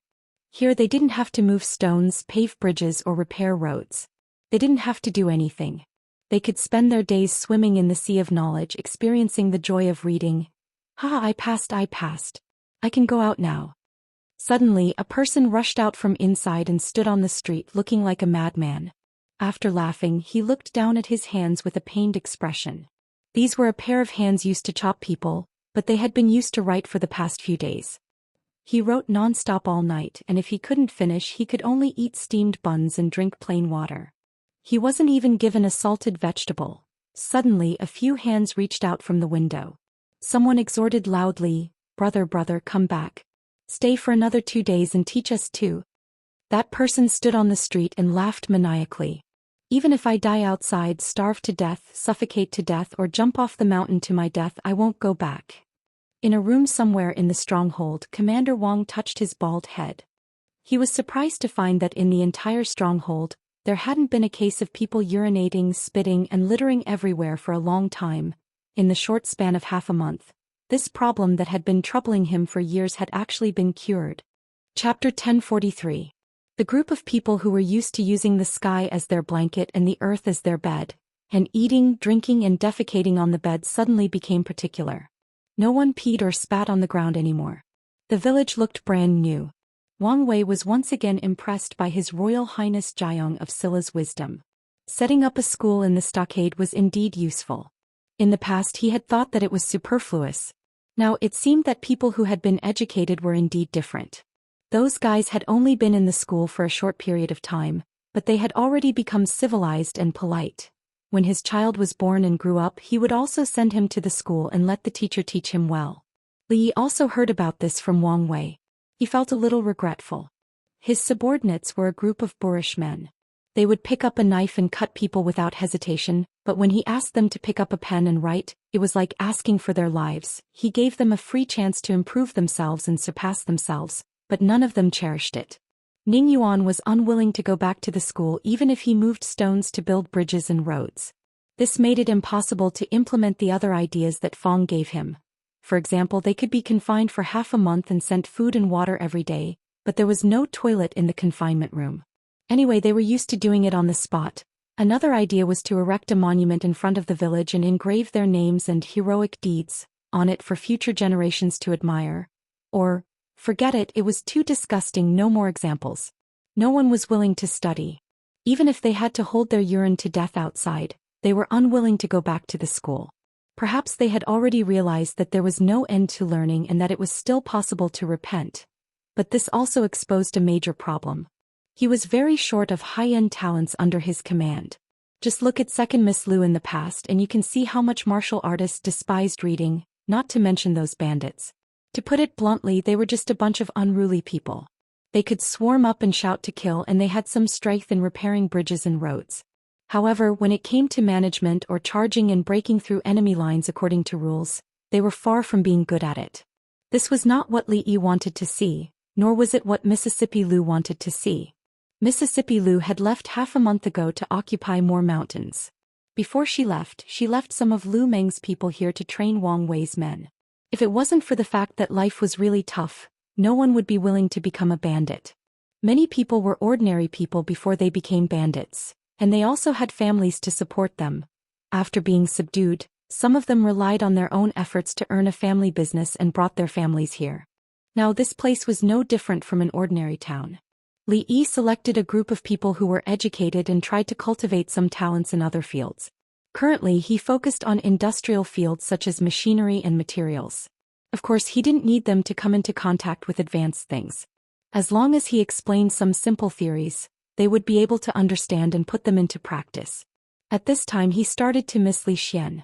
The real talents that he needed were almost all in the Academy of Sciences. He still had to poach some people from his side. "Your Highness, it's done." Wang Wei strode in from outside with a pile of swords and knives in his hands. He threw them on the ground with a clatter. Li Yi stood up and walked to the front. Wang Wei picked up 2 knives from the ground and held them in his hands.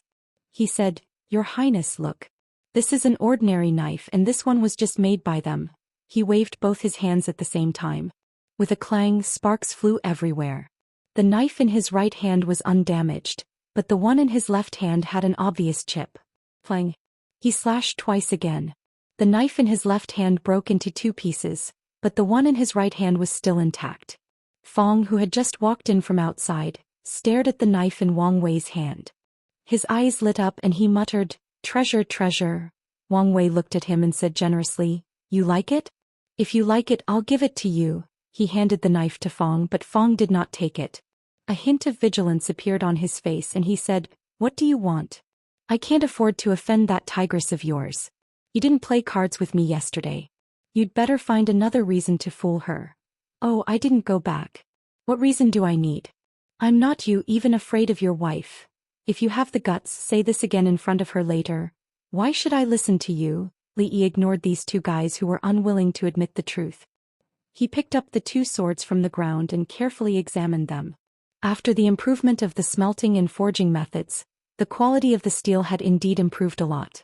Although it was still far from the level of cutting through iron like mud, compared to ordinary weapons, it could already be called a treasure. Since it was a treasure, it could be sold for money, a lot of money. He was already very rich, but he had so many subordinates who needed to eat, invest in construction and support his squandering sister-in-law, Rui.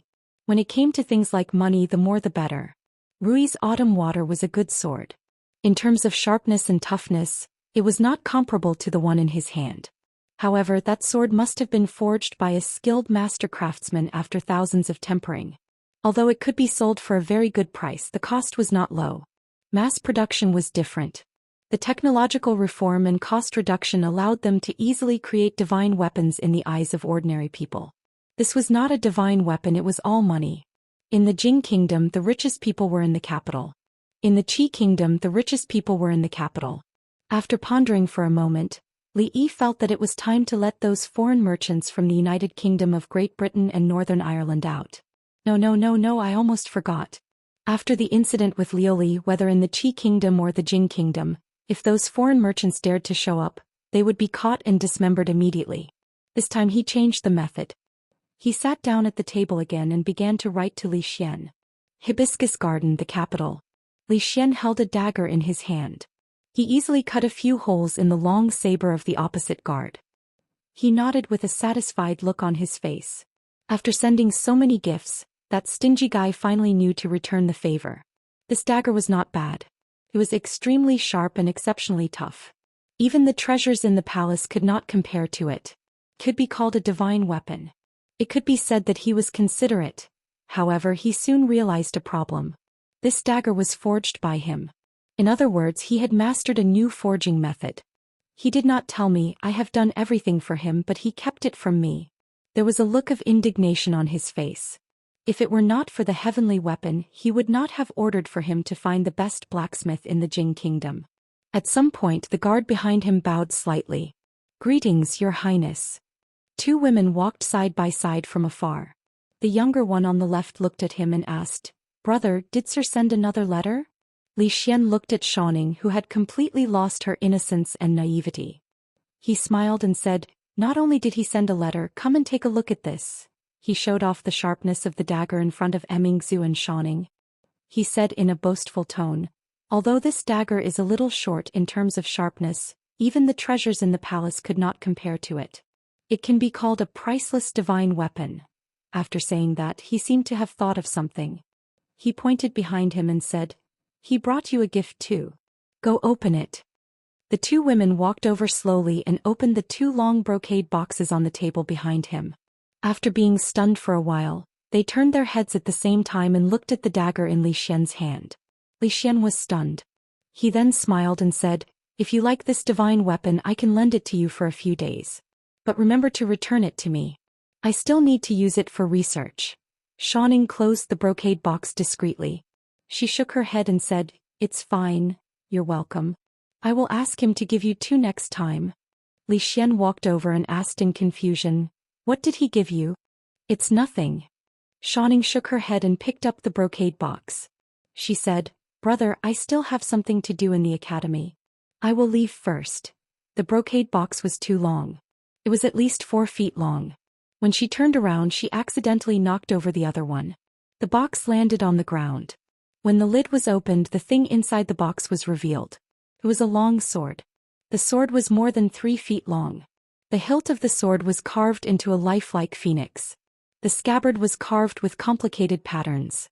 It was unusually exquisite. There was also a row of more than 10 jewels inlaid on it. Under the illumination of the sun, it shone brightly. Li Xian was stunned. He lowered his head and picked up the sword. He seemed to have thought of something.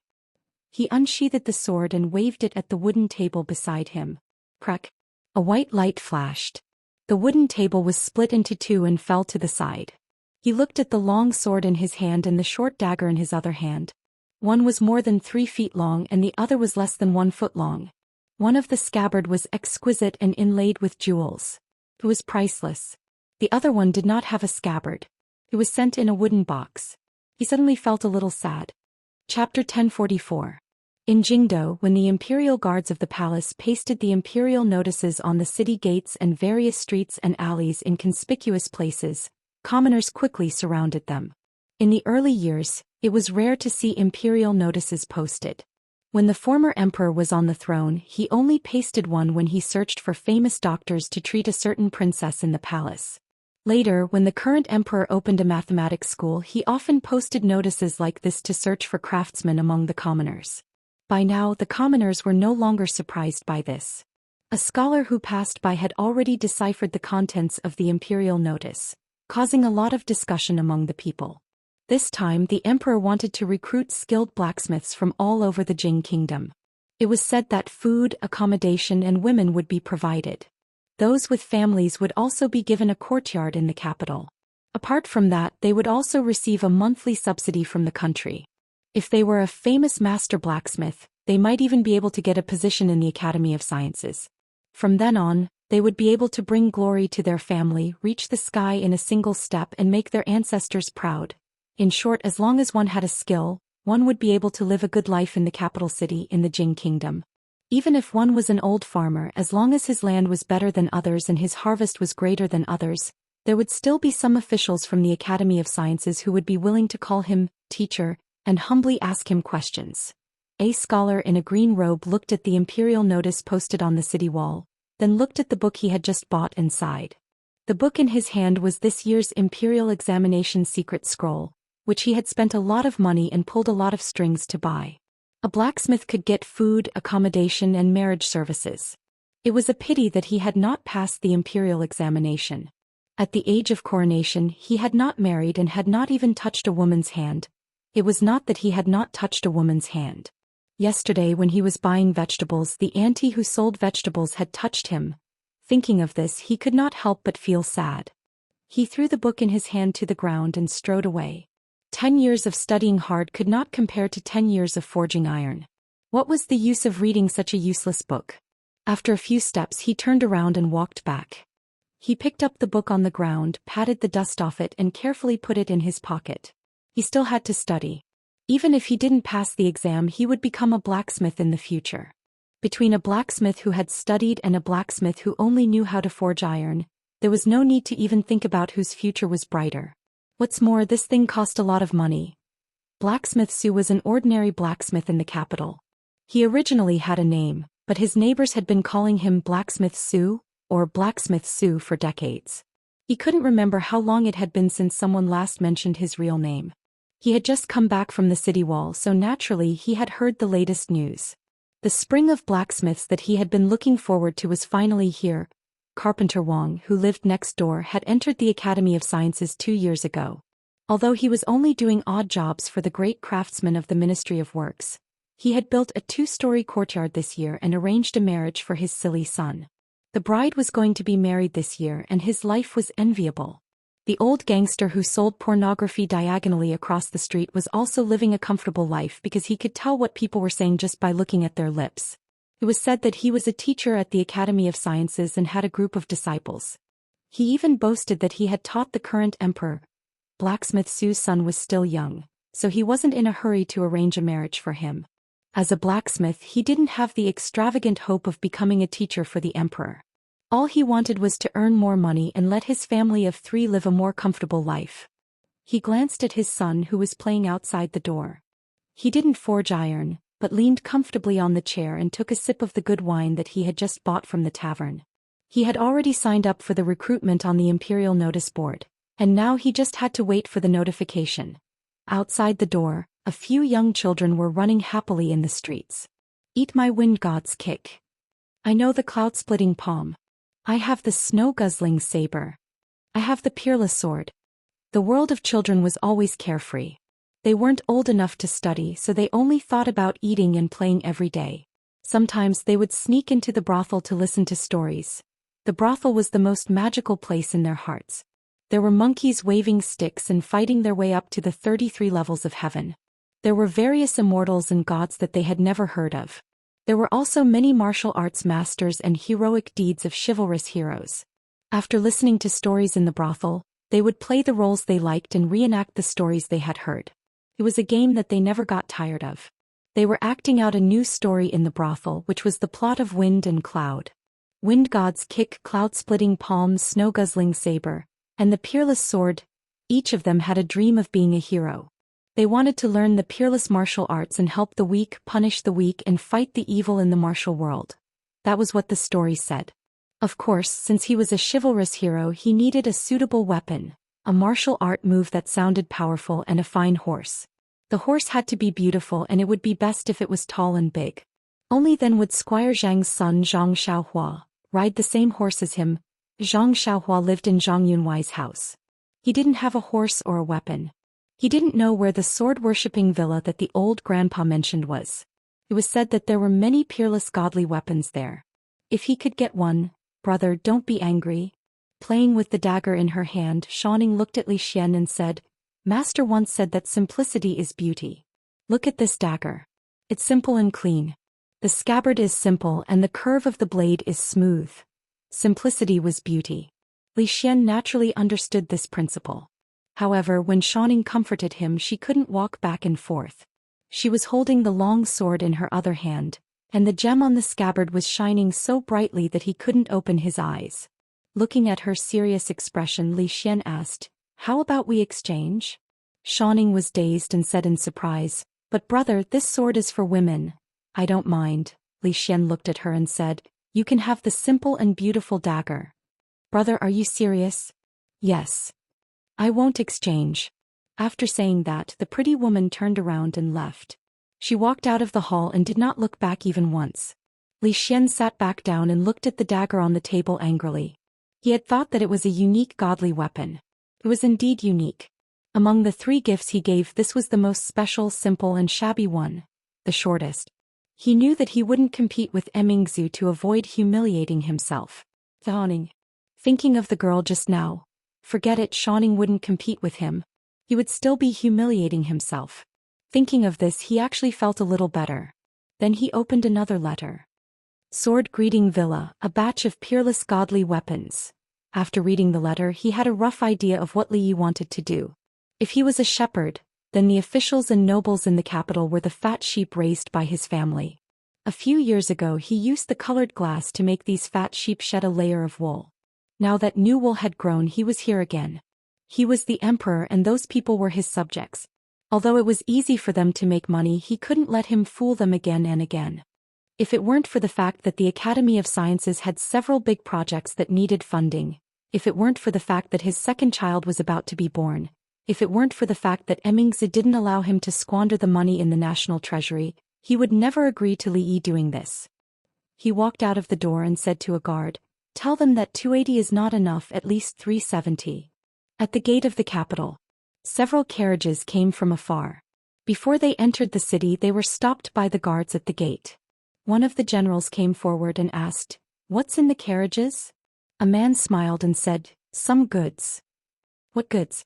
The general lifted the black cloth covering the carriages and opened a box. After taking a look, his expression changed. He opened a few more boxes and his expression darkened. He took a few steps back and waved his hand. Seeing this, the guards behind him immediately surrounded the carriages. Only then did the general come forward and ask, "Do you have the seal of the imperial court?" Smuggling weapons was a serious crime, not to mention that there were so many of them. If they didn't have the seal of the imperial court, these people had to be arrested and interrogated immediately. "Of course we do." The leader nodded and took out something that looked like a piece of silk from his sleeve and handed it over. After carefully examining it, the general waved his hand and the guards behind him left. The carriages drove through the gate. The general was still a little worried and went forward to ask, "Where did these things come from?" In front of the carriages, the man turned around and said with a smile, "Sword Greeting Villa." Chapter 1045. There were two markets in the capital, the east and the west, selling a wide variety of goods. It was the largest market in the vicinity of the Jing Kingdom. Of course, apart from the row upon row of shops and the endless stalls on the streets, there were also all kinds of strange things. For example, a chicken with 3 legs, a bird without legs, a stone man with words on its body, a fox that could talk, and so on. Of course, the imperial court did not allow foxes to talk, and the people were not allowed to dig stones from the river. However, there were still people who laid a piece of white cloth in a corner of the street and sold some valuable antiques that were unknown whether they were real or fake. There were rich people in the capital, and there were also rich people who were interested in these things. The capital's West Market. After the market opened at dawn, the shouting continued until the market closed at night. Glazed statue blessed by Master Sandalwood, 5 taels of silver for 1. The chair that His Highness Jiang of Silla sat on, 100 taels of silver. Selling a knife. A treasured knife passed down from my ancestors, able to cut copper, iron, gold, and jade. The original price is 10,000 taels, now only 5,000 taels, only 5,000 taels. There were all kinds of things for sale on the streets of the capital. A while ago, someone was selling underwear worn by His Highness Jiang of Silla. Later it was confirmed that it was not Jiang of Silla, and the seller was arrested and sent to prison for fraud. Sometimes, the people would gather around to watch the excitement, to see what was so special about the chair that His Highness Jiang of Silla sat on, to see if the Buddha statue blessed by Master Sandalwood would glow, to see if the treasured knife passed down from my ancestors could cut iron like mud, and so on. A man with a long knife at his waist walked up to the man selling the knife and asked, "This knife of yours, is it really as good as you say?" The man smiled, "A treasured knife is a treasured knife. In front of everyone, if I lie to you, I'll give you 5,000 taels of silver for free." Hearing this, the man smiled, drew out the long knife at his waist and said, "This knife of mine is just an ordinary one, you can try." The man also drew out the knife in his hand, handed it to him and said, "You can try it yourself." The man looked at him and suddenly said warily, "If I break this saber, you won't ask me to pay for it, right?" "How could that be?" The man shook his head and pointed at the crowd. "Today everyone here is a witness. If my family's treasured saber is broken by this brother, I don't need him to compensate." Seeing this, the man no longer hesitated. He held 2 sabers in each hand and chopped down. Clang. After the sound of metal clashing, The saber that he brought with him broke, but the man's family heirloom saber was not damaged in the slightest. He stared blankly at the broken blade on the ground with a pained expression on his face. He then looked at the man and said, "How dare you sell weapons privately and break my family heirloom? I'm going to arrest you and bring you to the authorities." The Jing Kingdom was very strict with the control of weapons. Without the permission of the government, it was illegal to sell weapons. Of course, the regulations in this area had always been very lax. However, if it was investigated carefully, the man's act of selling knives on the street had indeed violated the law. The man looked at the big man who was stunned on the spot and said, "It's fine if I don't arrest you unless you compensate me with this knife." The man who sold the saber snatched back the saber and grabbed the man to beat him up. Some of the crowd stayed to watch while others shook their heads and left. Recently, there were many people selling ancestral treasured sabers and swords on the street. A few days ago, there were even people selling snowguzzler sabers and peerless swords. They had heard too many stories in the brothel and were obsessed. This man actually knew how to use the trick of injuring himself to gain the confidence of others. It was a pity that his appetite was too big. If it was really a divine weapon, it would be worth it. However, there was a 90% chance that it was just a clumsy scam. Among the people who stayed, some of them could not help but come forward to verify it. The man was quite generous and seemed to be very confident in his family heirloom saber. He did not refuse anyone and looked very confident. Gradually, people were surprised to find that this saber seemed to be really unusual. When ordinary sabers came into contact with it, they would either break in two or be cut. Although it could not be said to be able to cut iron like mud, it could really be regarded as a treasured saber. This kind of divine weapon was very popular in the martial arts world. Many rich families in the capital also liked to collect them. In the crowd, a man who looked like a servant looked at the man and said, "The one selling the saber, take your saber and follow me." "All right." The man's face lit up. He immediately put away the saber and followed the servant into a big house.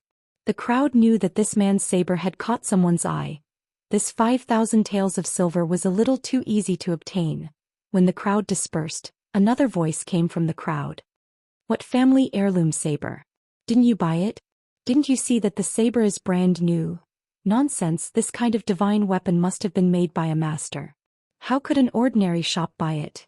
It's the newly opened shop in front. It's called Sword Greeting Villa. It's said that the signboard was personally inscribed by His Majesty. You will know once you take a look."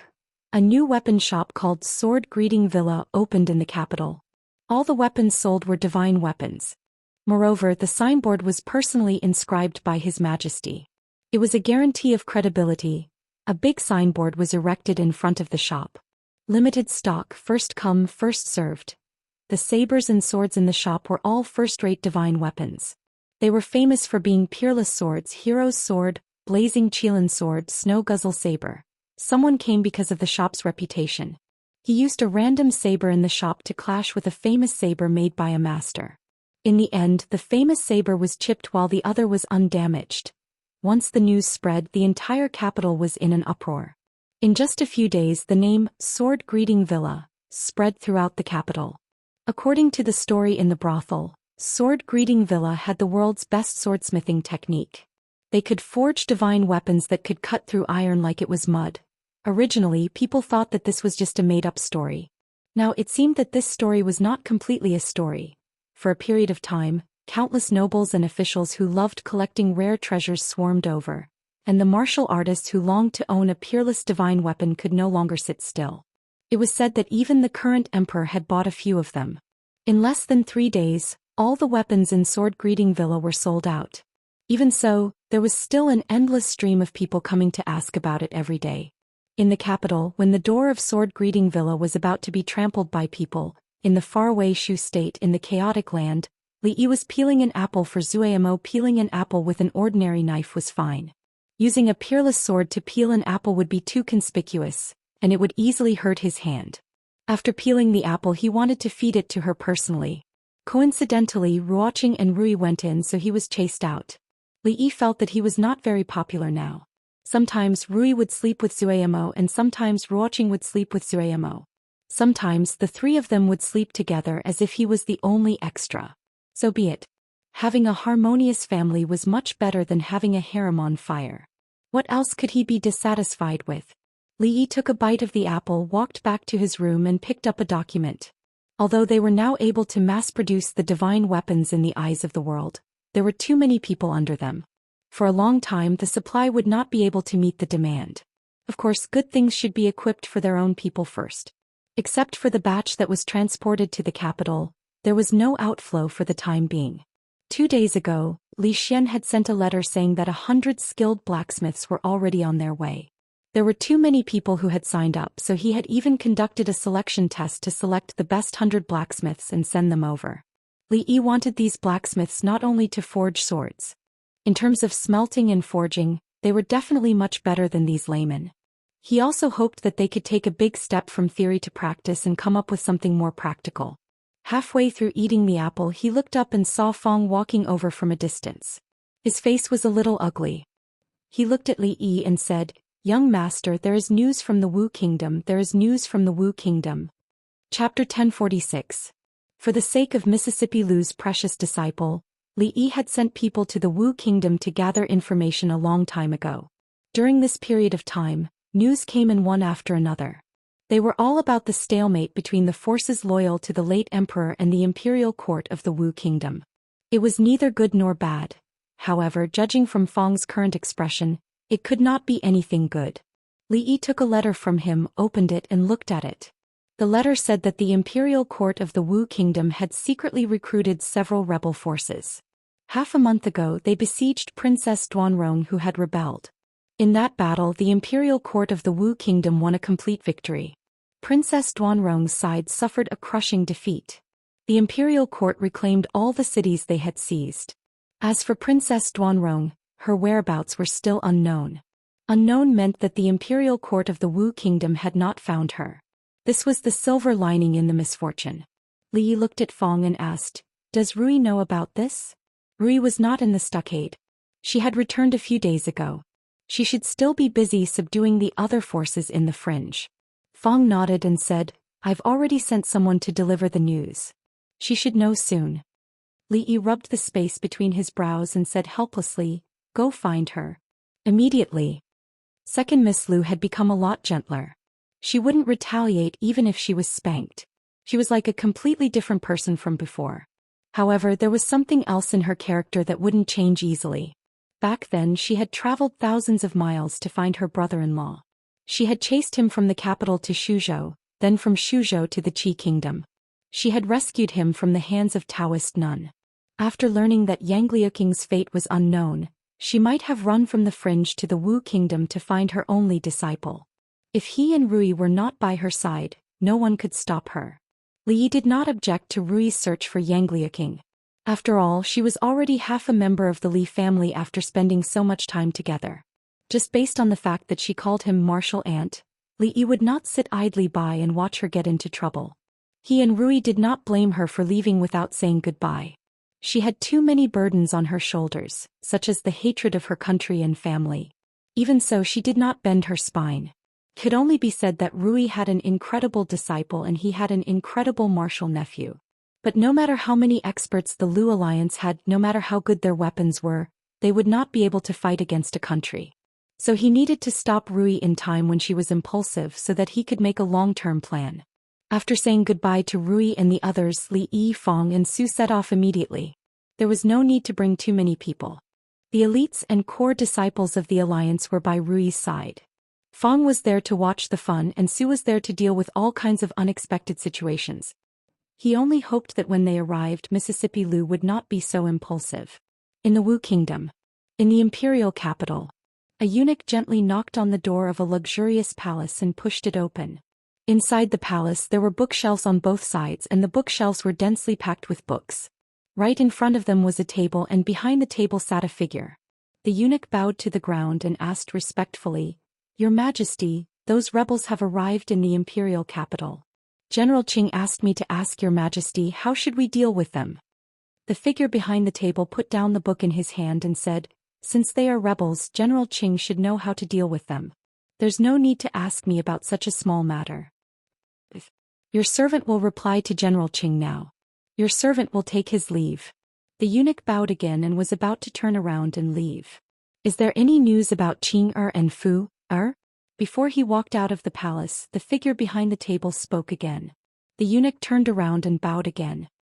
Your Majesty, General Qing said that this time, we will definitely deal with these two rebels. Shut up. A reprimanding voice suddenly came from inside the palace. Looking at the figure behind the table who stood up, the eunuch's face immediately turned pale. He knelt on the ground and said anxiously, Your Majesty, please spare my life. Your Majesty, please spare my life. Although they took the wrong path, they are still the princess and prince of the Wu kingdom. How can a slave like you impose the word rebels on them? A skinny young man walked over from the front. His long and narrow eyes glanced at the eunuch and he said in a low voice, Go and receive your punishment. Don't do it again. Thank you, Your Majesty. Thank you, Your Majesty. The eunuch hurriedly kowtowed. Get up. The skinny young man waved his hand and asked, Is there any news about them?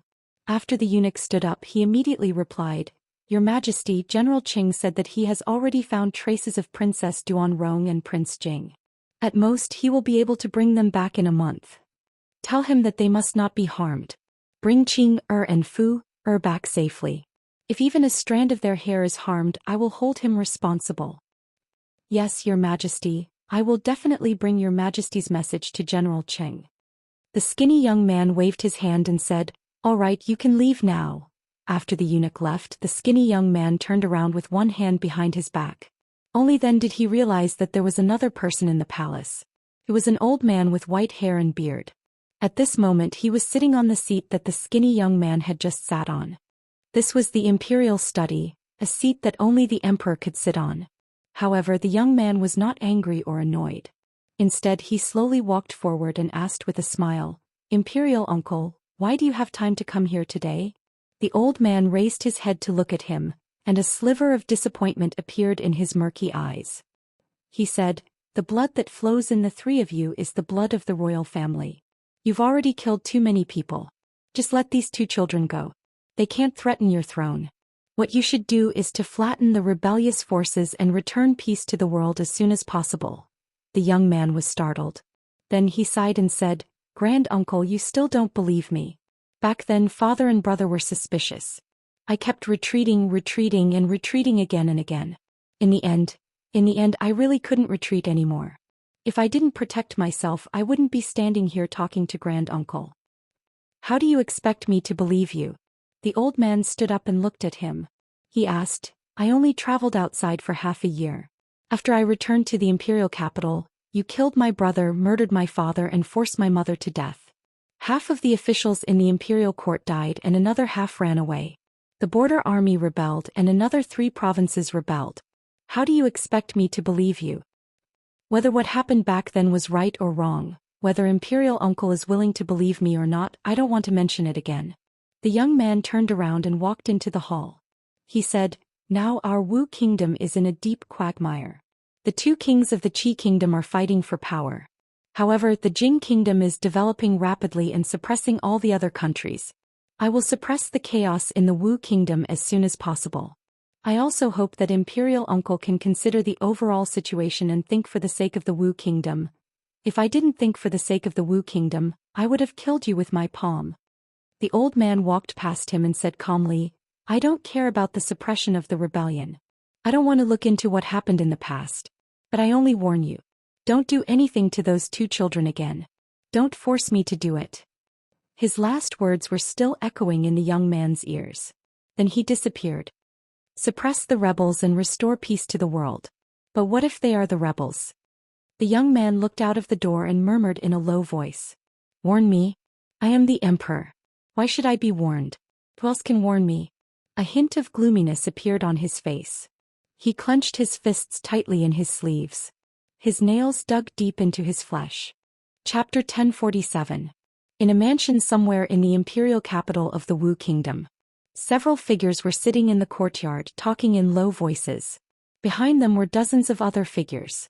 They were the elite subordinates who had entered the imperial capital with them. What do you think they will bestow upon us this time? It shouldn't be a small one. If it weren't for us, they wouldn't have been able to defeat Princess Duanrong so easily. General Qing has already gone to the palace to ask. There should be news soon.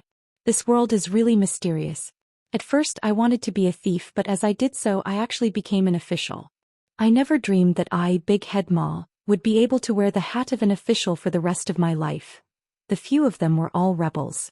After the Wu Kingdom fell into chaos a few years ago, they rose up in revolt and proclaimed themselves kings. A few days ago they were recruited by the imperial court and worked together with the imperial court to defeat another powerful rebel army. This time they had come to the capital to receive their rewards and be promoted to officials. As they were talking, someone suddenly knocked on the door. Immediately, someone stood up and said with a smile, "Could it be that General Qing has returned?" He personally went to open the door and saw the familiar face of General Qing. "Ha, General Qing, from now on we are colleagues." Puff. Before he could finish speaking, his body suddenly trembled. He lowered his head to look at a spear that had pierced through his chest. Blood flowed from the corner of his mouth as he looked at the man in front of him and said in pain, You. The man calmly pulled out the spear and then waved his hand. "Release the arrows." Rows of archers immediately swarmed in. In the courtyard there were endless curses and screams. "Qing, you didn't keep your promise. I won't let you off even if I become a ghost. What are you doing? We're on the same side, we're on the same side." In the land of chaos, near the top of a mountain in the Wu Kingdom, a man with a dignified appearance was pacing back and forth in the hall. There was a hint of anxiety on his face. Report. A figure quickly rushed in from the entrance of the fort. After rushing in, he knelt on one knee and said loudly, "Reporting to General Wei, Her Highness was ambushed by the imperial court in Lin province. Fortunately, she has successfully escaped and will be here soon." The man's face darkened and he immediately said, "Qin Qing, you will personally lead 500 men to receive His Highness." Behind him, a man knelt on one knee and bowed. "Understood." The other man hesitated for a moment before asking, "General, sending 500 people at the same time is too big of a commotion.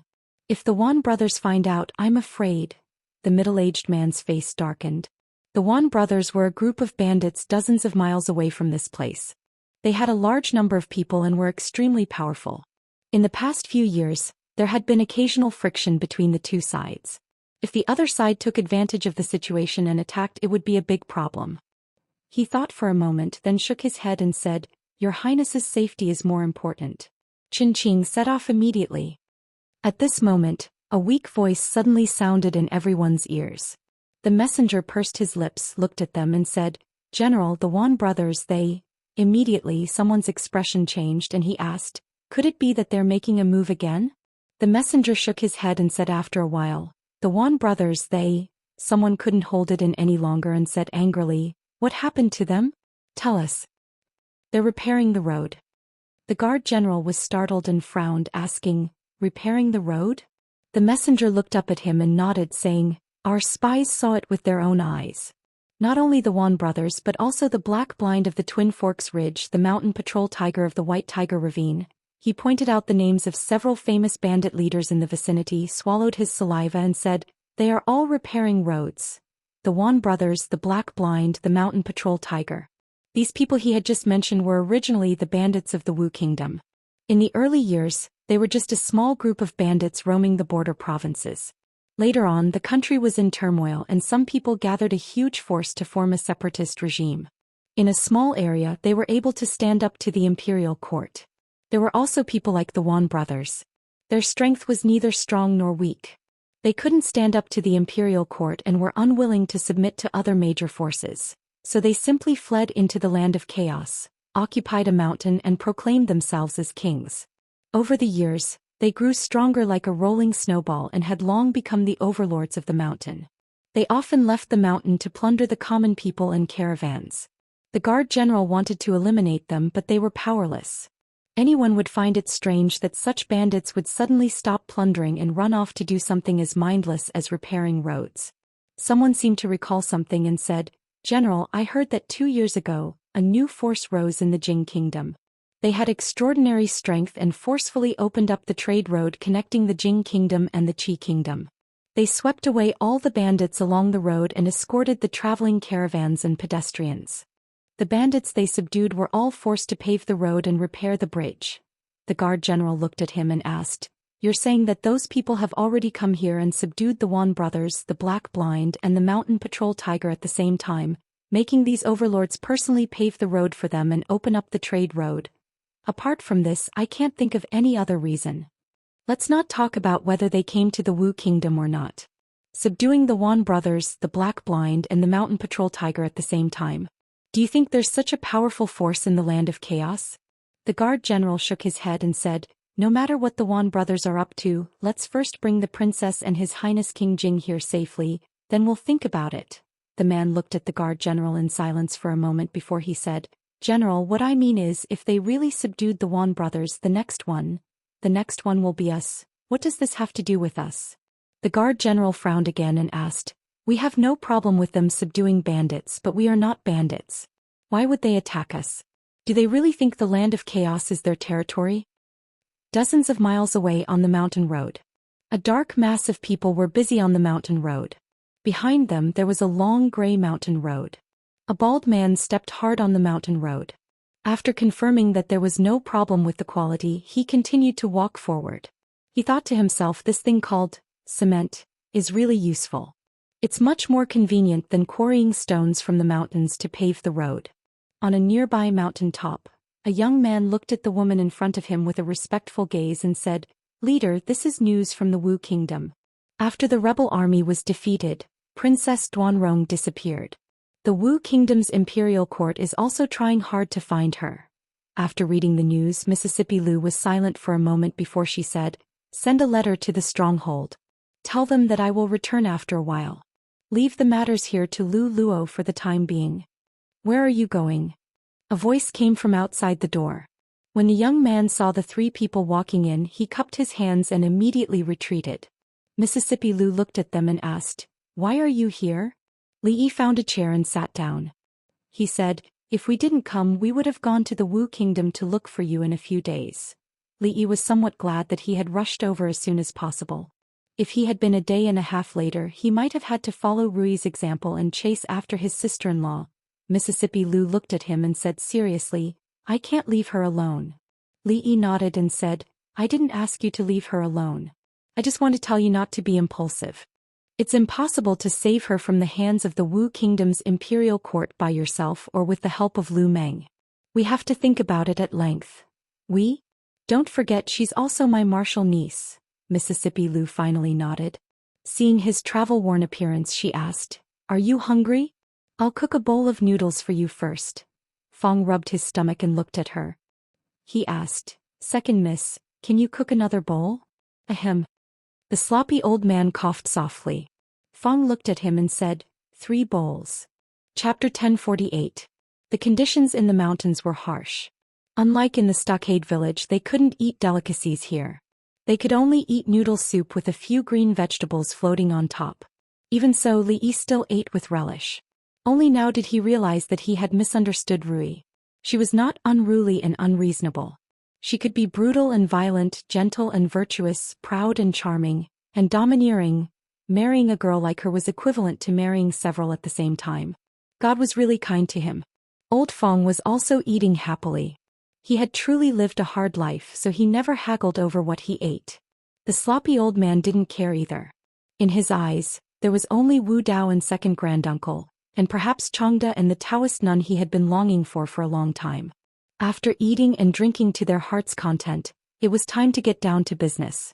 Whether it was Mississippi Lu alone or with the elites of the Lu League, it was not a good idea to rashly enter the Wu Kingdom to look for Yanglia King. The Wu Kingdom was a little smaller than the Jing Kingdom, but not by much. Without any clues, it would take them forever to search for Yanglia King like headless flies. It was better to stay put. Instead of looking for a needle in a haystack, it was better to continue to subdue the forces in the fringe while waiting for news. There were many people in the Wu Kingdom who were more eager to find Yanglia King than they were. There was no doubt about that. Moreover, there was news from the Wu Kingdom that the imperial court of the Wu Kingdom didn't care about her life and death. They ordered the local authorities to capture her alive. In this case, there was no need to be anxious. He just needed to be the fisherman who reaped the benefits in the end. This was what he liked to do the most. Mississippi Lu was not stubborn. After Li Yi analyzed all the pros and cons for her, she was not so impulsive anymore. Li Yi looked at her and said, Don't worry, once there is news from the Wu Kingdom, we will immediately take the elites of the Lu League to rescue her. As long as she is not imprisoned in the Imperial Palace, we will be able to rescue her. As for the Wu Kingdom, we will send more spies to gather information. In fact, even if she was locked up in the palace, it was not impossible to rescue her, but it would be more troublesome and dangerous. She could not torment second granduncle all day. Mississippi Lu looked at him and asked, "Are we just going to wait like this now?" Li Yi pondered for a moment and said, "If you're bored, you can first unite the fringe. There aren't many strongholds left, right?" Mississippi Lu nodded. "Not much." General Wei slowly paced around the room with his hands behind his back, murmuring, "What the hell are the Wan brothers doing?" A trace of doubt appeared on his face, but he quickly shook his head and stopped thinking about it. The most important thing now was to ensure the safety of Her Royal Highness. Once they entered the chaotic lands, the soldiers wouldn't be able to do anything to them. A momentary failure didn't mean everything. As long as the princess and Imperial Prince Jing were safe, they would have a chance to restore order and pull the traitor who killed his brother and father off the throne. At this moment, a young man rushed in from outside. He was panting heavily and looked extremely terrified. He shouted, General Wei, bad news, bad news." General Wei's expression changed. He immediately asked, "Did something happen to Her Royal Highness and King Jing?" "No." The young man shook his head and said with difficulty, "General, it's them, they're here." "Them?" General Wei strode forward and asked, "Who are they?" In front of the stronghold, a bald man held a conical paper tube and shouted, "Listen up, people inside you." He scratched his bald head. This was the first time he shouted. He was so nervous that he forgot what he was supposed to say. A trace of embarrassment appeared on his face. The next moment he raised the paper tube and continued to shout, "Put down your weapons and surrender. Those who obey me will prosper, those who oppose me will perish." Behind him there was a dense mass of people. In front of the crowd, Mississippi Lu tilted her head and looked at Li Yi. She said, "This is the last one." Li Yi looked at the stronghold in front of him.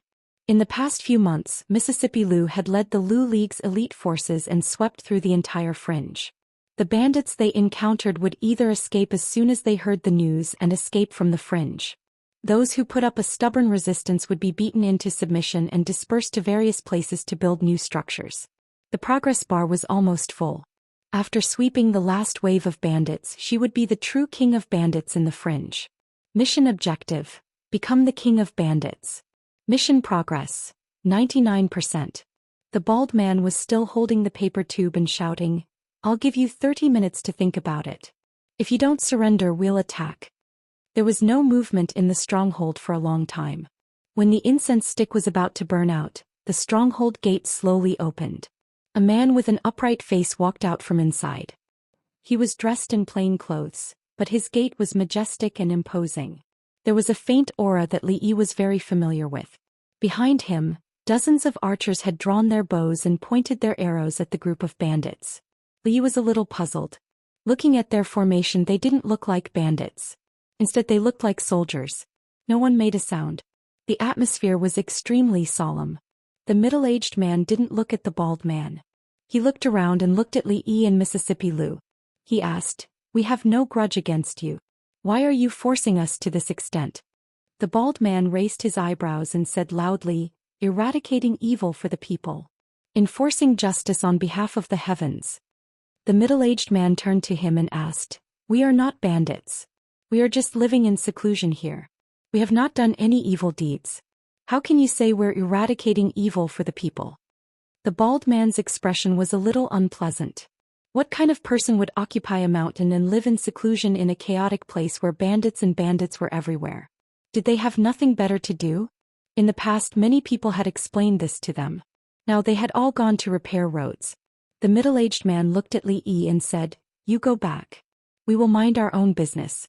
Otherwise, don't blame us for being rude." Li Yi shook his head. They didn't come here to reason with these people. No matter who they were, this was a strategic place that they had to fight for. There was no need to reason with the bandits. Rude. The bald man smiled and weighed a black object in his hand. He asked, "Do you know what this is?" He lit the fuse and threw it behind a half-collapsed wall outside the stockade village. Boom. A deafening sound was heard and the ground under everyone's feet shook. Even though these heavenly punishments were specially made and had limited destructive power, it was enough to collapse the wall. The middle-aged man looked at the flying smoke and dust. He was stunned for a moment and his expression finally changed. This is the Jing Kingdom's heavenly punishment. In front of him, a strong man had already put a knife to his neck. He grinned and said, "Surrender or I will raze this place to the ground." General Wei. Hearing the voice behind him, the middle-aged man's face turned pale. After a long time, he waved his hand behind him and said in a hoarse voice, "Put down your weapons, don't resist." He looked at the charred ground and his face turned even paler. The Jing Kingdom's heavenly punishment was a nightmare on the battlefield. With heavenly punishment, it was enough to defeat enemies who were several times stronger than oneself. He had long heard of the heavenly punishment divine weapon, but he had always regretted that he had never seen it. However, he never expected that the first time he saw it would be under such circumstances. This wave of bandits did not have many people, only about 200 to 300. They were afraid of the power of the heavenly punishment and did not put up much resistance. Out of professional habit, after subduing a wave of bandits, the first thing they did was to search for the treasures they had plundered over the years. According to the Baldi, these were the poorest bandits they had ever robbed. Other than some food, there was nothing valuable. Li Yi began to believe what they had just said. They were not bandits, but as a colleague of the same profession he felt embarrassed for the bandits. Just now he seemed to have heard the bandit leader's subordinates call him general. They did not even pay attention to the organization and actually copied the military. How could he be a good bandit? The middle-aged man's hands were tied behind his back, but his back was still straight. A Baldi stood beside him and as he swayed he asked, "Tell me honestly, what's your name, where do you live, how many people are in your family, are you married?" The middle-aged man looked at him but did not speak. The Baldi poked his chest and frowned. "I'm asking you a question, be honest." "Son-in-law, second miss, there's still one more." Fong walked in from the outside with a man in his hand. The man was floating in the air, waving his hands and feet randomly while shouting, "What are you doing, are you crazy? I have something important to report to General Wei." When he looked up and saw that familiar figure, he immediately said, "General Wei, it's not good. Her Highness the Princess is surrounded by the Imperial Army in the Thorns Ridge. Deputy General Qin and 500 soldiers are fighting with their lives on the line. I'm afraid they won't be able to hold on for long." Before he finished speaking, he widened his eyes, looking at the General Wei who was tied up like a fried dough twist. "General, what is he playing at?" Li Yi looked at him and after being startled for a while he asked, "What princess?" The man glared at him and said angrily, "Are you stupid? Of course it's Princess Duanrong." Chapter 1049. Princess Duanrong. Li Yi and Mississippi Lu looked at each other, then shifted their gaze to the man and asked, "What did you just say? Say it again." "Shut up." The tied-up middle-aged man glared at the man, breathing rapidly and his eyes almost popping out of their sockets. He began to struggle strenuously. The rope on his body rubbed red marks on his exposed skin. No matter how slow the man who was brought over by Fong was, he knew that General Wei was tied up like this and was definitely not playing some indescribable game. Looking at Li Yi and Mississippi Lu, he said with a trembling voice, You, who are you?" Li Yi looked at the middle-aged man and shook his head. "Don't waste your energy. The more you struggle, the tighter the rope is." He didn't know who had just tied the rope in such a shameful way. He looked at Lao Fong and said, "Untie him."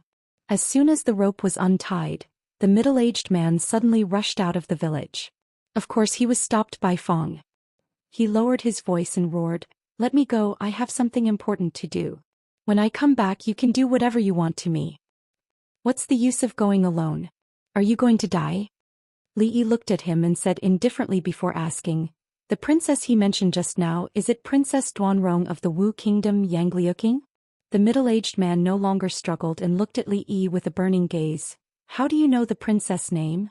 Li Yi signaled Fong to let him go with his eyes. Mississippi Lu had already walked to the side and was whispering something to Bai Su, who had a small chest. Li Yi looked at the Baldi beside him and said, "Let them all go." The middle-aged man stood in a daze.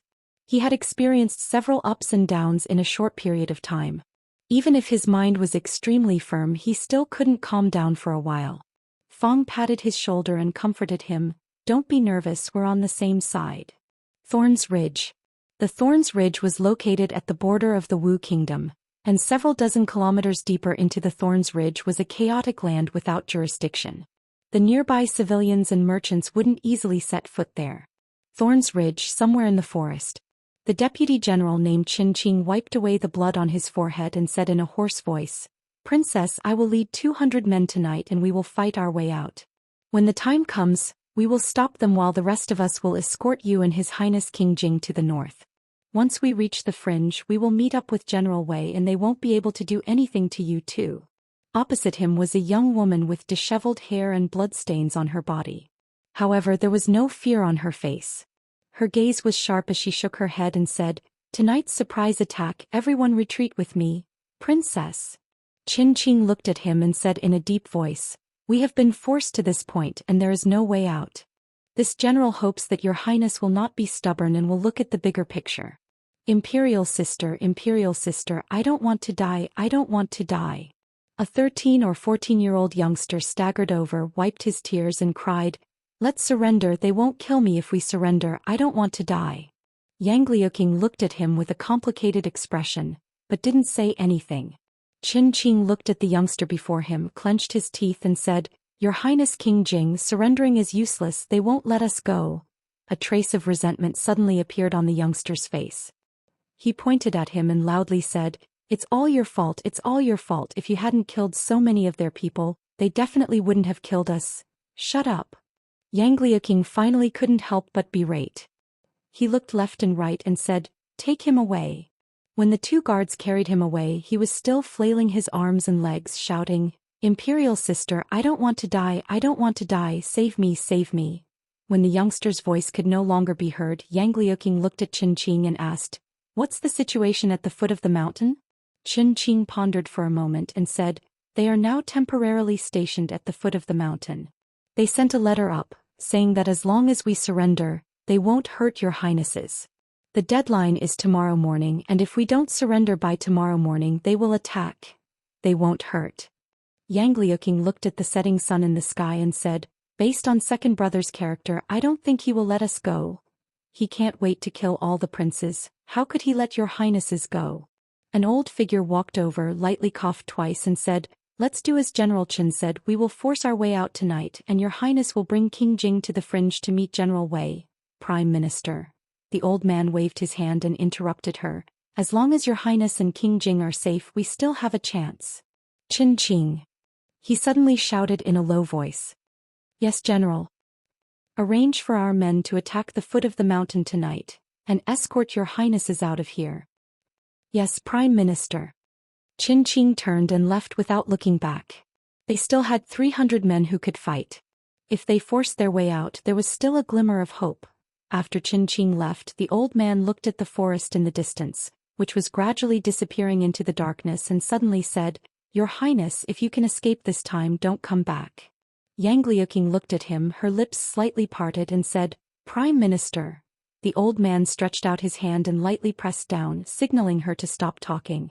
Then he said again, "King Jing is useless. This heavy responsibility should not fall on your Highness' shoulders.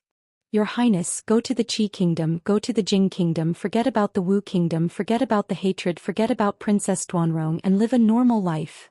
Yang Liuqing shook her head and said, "I once swore that if I can't avenge my father, my mother, and my brother, I am not a human. After all, we have nothing left." The old man sighed and said, "The Jing Kingdom is like the sun at noon, growing stronger day by day. The third prince of the Qi Kingdom has the heart to be the ruler of the world, and he also has the ability to govern the country. Yang Zhe killed his brother and father, and it is intolerable. Perhaps the Wu Kingdom is doomed, but the people are pitiful." Yang Liuqing lowered her head, clenched her fists and gritted her teeth and said, "I will not give up." The old man looked at her, and a trace of tenderness appeared in his eyes. Finally he shook his head, sighed and turned to leave. Yang Liuqing stood where she was for a long time. She clenched her fists so tightly that her nails had sunk deep into her palms. She looked up at the round moon in the sky, and her face was full of determination. But behind this unswerving determination, there was a deeply hidden weakness and helplessness. If it was possible, why would she be willing to shoulder such a deep blood feud? Why would she be willing to shoulder such a heavy responsibility that was suffocating her? Why wouldn't she want to be an ordinary woman? How she wanted to be an ordinary woman. Tomorrow would be the 15th. 3 years ago she didn't have to face all the things she had to face today. She could still live in that small courtyard, the courtyard that carried almost all the happiness of her life. In that small courtyard, there was her Shifu who was strict but spared no effort in teaching her to be cold on the outside but warm on the inside. There was her Uncle Master Li Yi who was very lazy but never stumped by anything. There was also her gentle and virtuous Uncle Master Rui who had already reached the peak of martial arts. And there was also the innocent, silly but kind Miss Xiao Huan. That small courtyard and everything about Lu Meng were things that she could never let go of and forget in this lifetime. How were they now? When she left, Uncle Master Rui was pregnant. The child should be almost 3 years old now. She didn't know if it was a boy or a girl. Was Uncle Master Li Yi still so afraid of Shifu? She didn't know how his relationship with Miss Ruoqing and Miss Suemo was. She didn't know if Shifu still often bullied Uncle Master. She also didn't know if Shifu had won against Princess Emingzu. She also didn't know if Shifu still blamed her until now. She turned her head and looked in a certain direction. She knew that they were now in Shuzhou, a chaotic place away from here. But this was a distance that she would never be able to cross in this lifetime. At the foot of the Thorns Ridge, figures were swaying and countless flames were blazing. At the forefront of the crowd, 2 generals on horseback were looking at the pitch-black mountain road. One of them turned his head and said, "General, we still have to wait for a night. Why don't we let them camp here first?" "No need." The man beside him waved his hand and said, "Attack at midnight." "Attack at midnight?" The man was startled and asked in disbelief, "But didn't His Majesty give an imperial edict that the princess and King Jing cannot be hurt?" "I don't know what imperial edict."